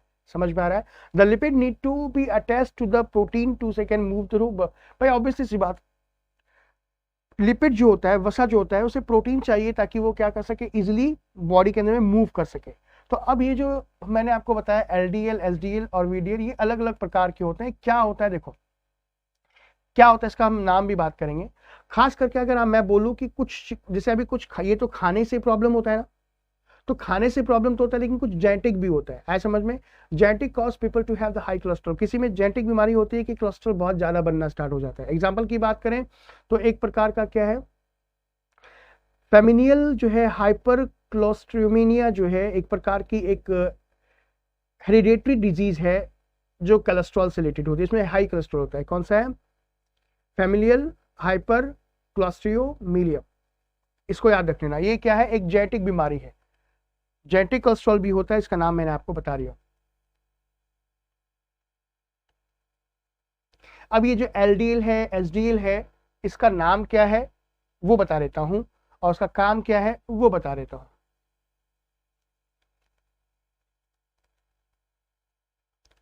सबसे पहले देखो एसडीएल का क्या है। एचडीएल जो होता है उसको हम कहते हैं हाई डेंसिटी लिपोप्रोटीन, और इसे हम समटाइम गुड कोलेस्ट्रॉल कहते हैं। यानी कि अगर आपके शरीर में एसडीएल की मात्रा अधिक है तो ये अच्छा कोलेस्ट्रॉल माना जाता है, ठीक है। क्योंकि ये जो है आपके ये क्या करता है, ये कोलेस्ट्रॉल अदर पार्ट्स को आपकी बॉडी में जो भी हानिकारक सब्सटेंस है उसको लेकर के आपके लीवर के पास आता है। मतलब आपकी पूरी बॉडी में जो भी कचरा जमा है उन कचरे को पूरी बॉडी से क्या करता है, कहाँ लेके आ रहा है, लीवर में आ रहा है, आए समझ में। और आपका जो लीवर होता है उस हार्मफुल को क्या कर देता है, शरीर से बाहर कर देता है। क्लियर है? ये जो गुड कोलेस्ट्रॉल जो होता है it carry cholesterol from other parts of your body back. Clear है? ये जो है आपके बॉडी से हार्मफुल सब्सटेंस को लेकर आ रहे। एलडीएल की बात करें तो एलडीएल है लो डेंसिटी लिपोप्रोटीन, ये समटाइम बैड कोलेस्ट्रॉल कहलाता है। ये जो होता है इसका अगर हाई लेवल अगर आपके शरीर में हो जाए तो उसका मतलब समझ जाओ कि आपकी बॉडी के अंदर प्लाक जमना स्टार्ट हो जा रहा है। क्लियर है? दूसरा होता है आपका जाके VLDL, ये है वेरी लो डेंसिटी लिपोप्रोटीन। ध्यान रखना, इसे जो है हम क्या कहते हैं, सबसे खराब कोलेस्ट्रॉल कहते हैं, क्योंकि ये जो है आपके आर्टरीज में सबसे ज्यादा कचरा जमा करता है। लेकिन ध्यान रखना कि अगर हम बात करें VLD और LDL सर क्या सेम है? नहीं, VLD और LDL जो होता है वो डिफरेंस होता है। जो VLDL होता है वो क्या करता है, मेनली ट्राइग्लिसराइड को कैरी करता है, जबकि LDL जो होता है मेनली क्या करता है, कोलेस्ट्रॉल को कैरी करता है। तो जब आप रिपोर्ट देखोगे तो उसमें अगर ट्राइग्लिसराइड अगर बहुत ज्यादा मात्रा में है तो समझ जाओ आपकी बॉडी के अंदर में VLDL कोलेस्ट्रॉल की मात्रा बहुत ज्यादा है। समझ में आ रहा है? सर वेरी इंफॉर्मेटिव क्लास अनमोल, ये जाना जरूरी है मेरे ख्याल से जानना। समझ में आ रहा है क्या बोलना चाह रहा हूं?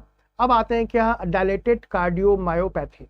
ये सारे के सारे टर्म्स हैं किसके, बीमारी के। क्या होता है ये डायलेटेड कार्डियोमायोपैथी? तो बेसिकली क्या होता है, इस बीमारी के अंदर में जो लेफ्ट वेंट्रिकल देख रहे हो, ये लेफ्ट वेंट्रिकल नीचे वाला जो ये जो नीले है, ठीक है, ये जो नीले की जो हम बात करें इसमें ये बड़ा हो जाता है, डायलेट हो जाता है, और हार्ट के जो मसल्स होते हैं वो क्या होते हैं, वीक हो जाते हैं, और ये क्या नहीं कर पाता आपका, ये पंप नहीं कर पाता ब्लड को आपकी पूरी बॉडी के अंदर में, जिसकी वजह से क्या होता है आपके बॉडी के अंदर में ऑक्सीजन नहीं पहुंच पाता। तो जब डायलेटेड कार्डियोमायोग्राफी होगा तो आपकी बॉडी के अंदर में ब्लड का सप्लाई नहीं हो पाएगा, आपका जो बीपी होगा वो हमेशा लो रहेगा, क्योंकि हार्ट ही प्रॉपर तरीके से ब्लड नहीं सप्लाई कर पा रहा। क्लियर है? डायलेटेड कार्डियोमायोग्राफी। दूसरा क्या है, मायोकार्डियल इन्फेक्शन।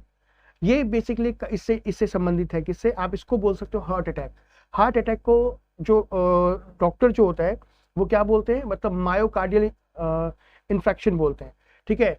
इसमें क्या होता है, कार्डियक इन्फेक्शन भी बोल सकते हो, ये जो है इसे आप कॉर्नरी थ्रोम्बोसिस भी बोल सकते हो।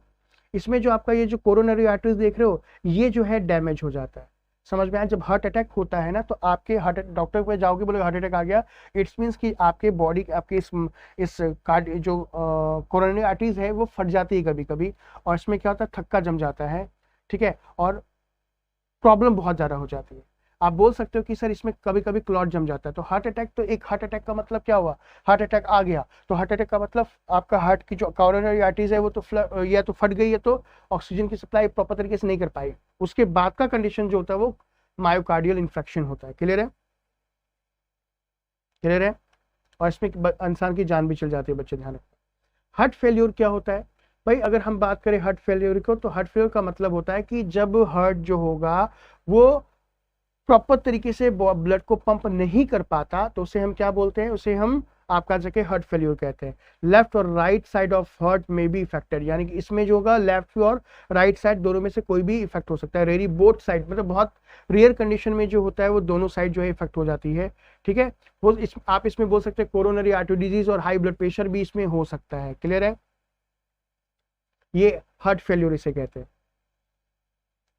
सब पीडीएफ क्या मिल सकती है? नहीं बच्चे, पीडीएफ आपको नहीं मिल पाएगी, I am really sorry. Clear हो रहा है? बस यहाँ पढ़ा रहा हूँ, ये देखो। दूसरा क्या है गाइस? Hypertrophic cardiomyopathy. अब ये क्या है?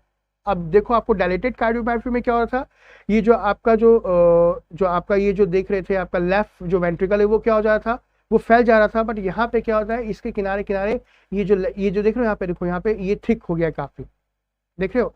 This is a genetic disorder. ये एक प्रकार की क्या होती है, जेनेटिक बीमारी भी हो सकती है। ठीक है, जहाँ पे जो लेफ्ट वेंट्रिकल होती है वो क्या होता है, थिक हो जाती है, थिकनेस हो जाती है, देख रहे हो लेफ्ट वेंट्रिकल। और जिसकी वजह से क्या होता है कि आपका जो बॉडी का जो पंप होता है वो प्रॉपर तरीके से क्या होता है, मेकिंग इट हार्ड फॉर, ये प्रॉपर तरीके से पंप ये भी नहीं कर पा रहा है। समझ में आ रहा है कि नहीं? और ध्यान रखना कि अगर ये बीमारी क्या हो, एथलीट को हो, तो क्या हो जाता है कि ये क्या होता है, ये सडनली डेथ हो जाता है। This is the leading cause of sudden death in athlete, जो भी लोग दौड़ते धावक होते हैं। A percentage of hypertrophic cardiomyopathy has a 50% chance of passing the disorder in their children. मतलब अगर जिनको भी ये हाइपरट्रोफिक कार्डियोमायोपैथी होती है, वो अपने बच्चों को भी आगे जाके इस प्रकार की बीमारी दे सकते हैं। आपने कई बार देखा होगा कि जो लोग धावक होते हैं, दौड़ते दौड़ते दौड़ते उनको हार्ट अटैक आ जाता है, उनको ये बात पहले से पता नहीं होती।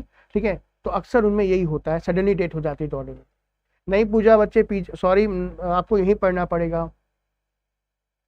दूसरा क्या है, मिट्रल रेगुलेशन। ठीक है, ये क्या होता है, देखो इसे हम क्या बोलते हैं, मिट्रल वल्व रेगुलेशन भी बोलते हैं इसे आप, या मिट्रल इसे इनसफिशिएंसी भी बोल सकते हैं, और मिट्रल जो है इनकम्प्लीटेशन भी बोल सकते हैं। मिट्रल का मतलब ये देखो, यहाँ पे ये देख रहे हो, यहाँ पे जो आप ये जो साइड देख रहे हो, ये जो होता है ये प्रॉपर तरीके से क्लोज होना चाहिए। बट ये जो है आपका जो मिट्रल वल्व है वो प्रॉपर तरीके से क्लोज ना हो करके ये खुला रह जाता है। ठीक है, खुला रहने का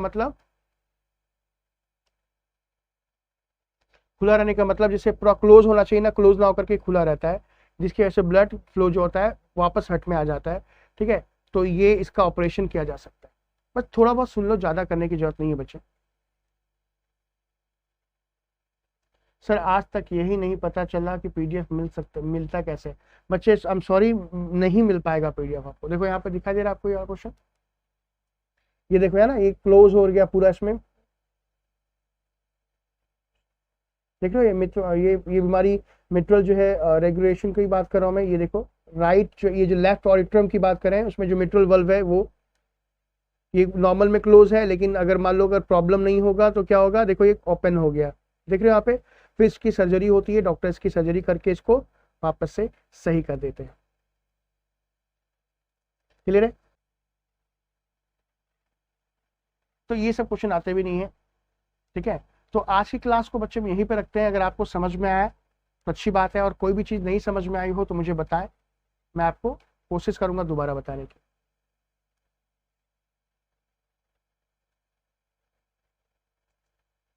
यहाँ तक क्लियर है तो मुझे बताएं, और नहीं समझ में आ रहा है तो मुझे बताएं, मैं आपको बताऊंगा आगे जाकर के क्या करूँ। क्लियर है? चलो आज की क्लास को यहीं रखते हैं, नेक्स्ट क्लास में हम वापस मिलेंगे। ठीक है, और अच्छा आपकी ना आईटी वाली क्लास रह गई थी, इंफॉर्मेशन टेक्नोलॉजी वाली क्लास। ठीक है, तो इंफॉर्मेशन टेक्नोलॉजी वाली जो क्लास है वो मैं कल ले लूंगा। ठीक है, कल की जो क्लास होगी वो जनरल साइंस की ना होगी, आईटी वाली होगी। अनमोल सर सा class was very, thank you so much. ठीक है, तो क्लियर हुआ है या नहीं हुआ मुझे बता दो। कोई भी चीज अगर क्लियर नहीं हुई होगी, कुछ और फैक्ट्स है तो कभी और कर लेंगे। सर एलडीएल को अवॉइड कैसे करें? एलडीएल को अवॉइड करने के लिए क्या करना पड़ेगा, आपको थोड़ा एक्सरसाइज करना पड़ेगा, और जितने भी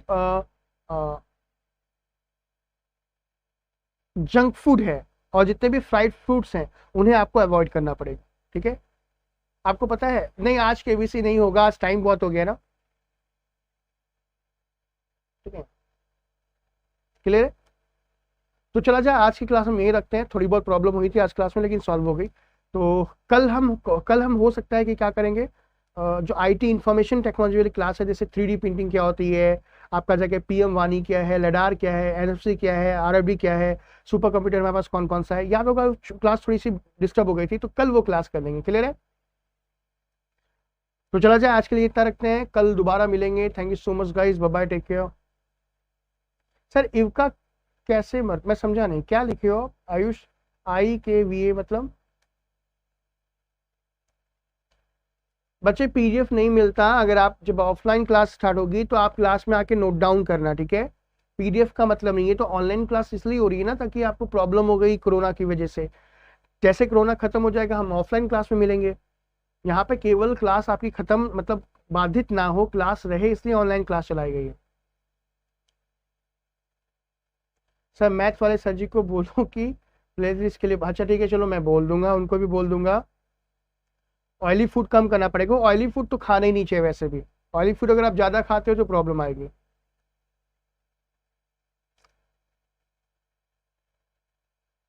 thank you so much Mayank, thank you so much. आप अच्छा पढ़ते हो इसलिए आपको लगता है कि अच्छे पढ़ा रहा हूँ। कहाँ होती है ऑफलाइन क्लासेज? ये जो ऑफलाइन क्लासेज होती है वो जो होती है वो होती है आपका जा करके बरेली मंडल। ये जो क्लास है वो बरेली मंडल की है ना। हम्म। तो आपके कोई क्वेश्चन नहीं है? आज का सवाल खत्म करें फिर, मतलब आज की ये जो स्ट्रीम है वो खत्म कर लें।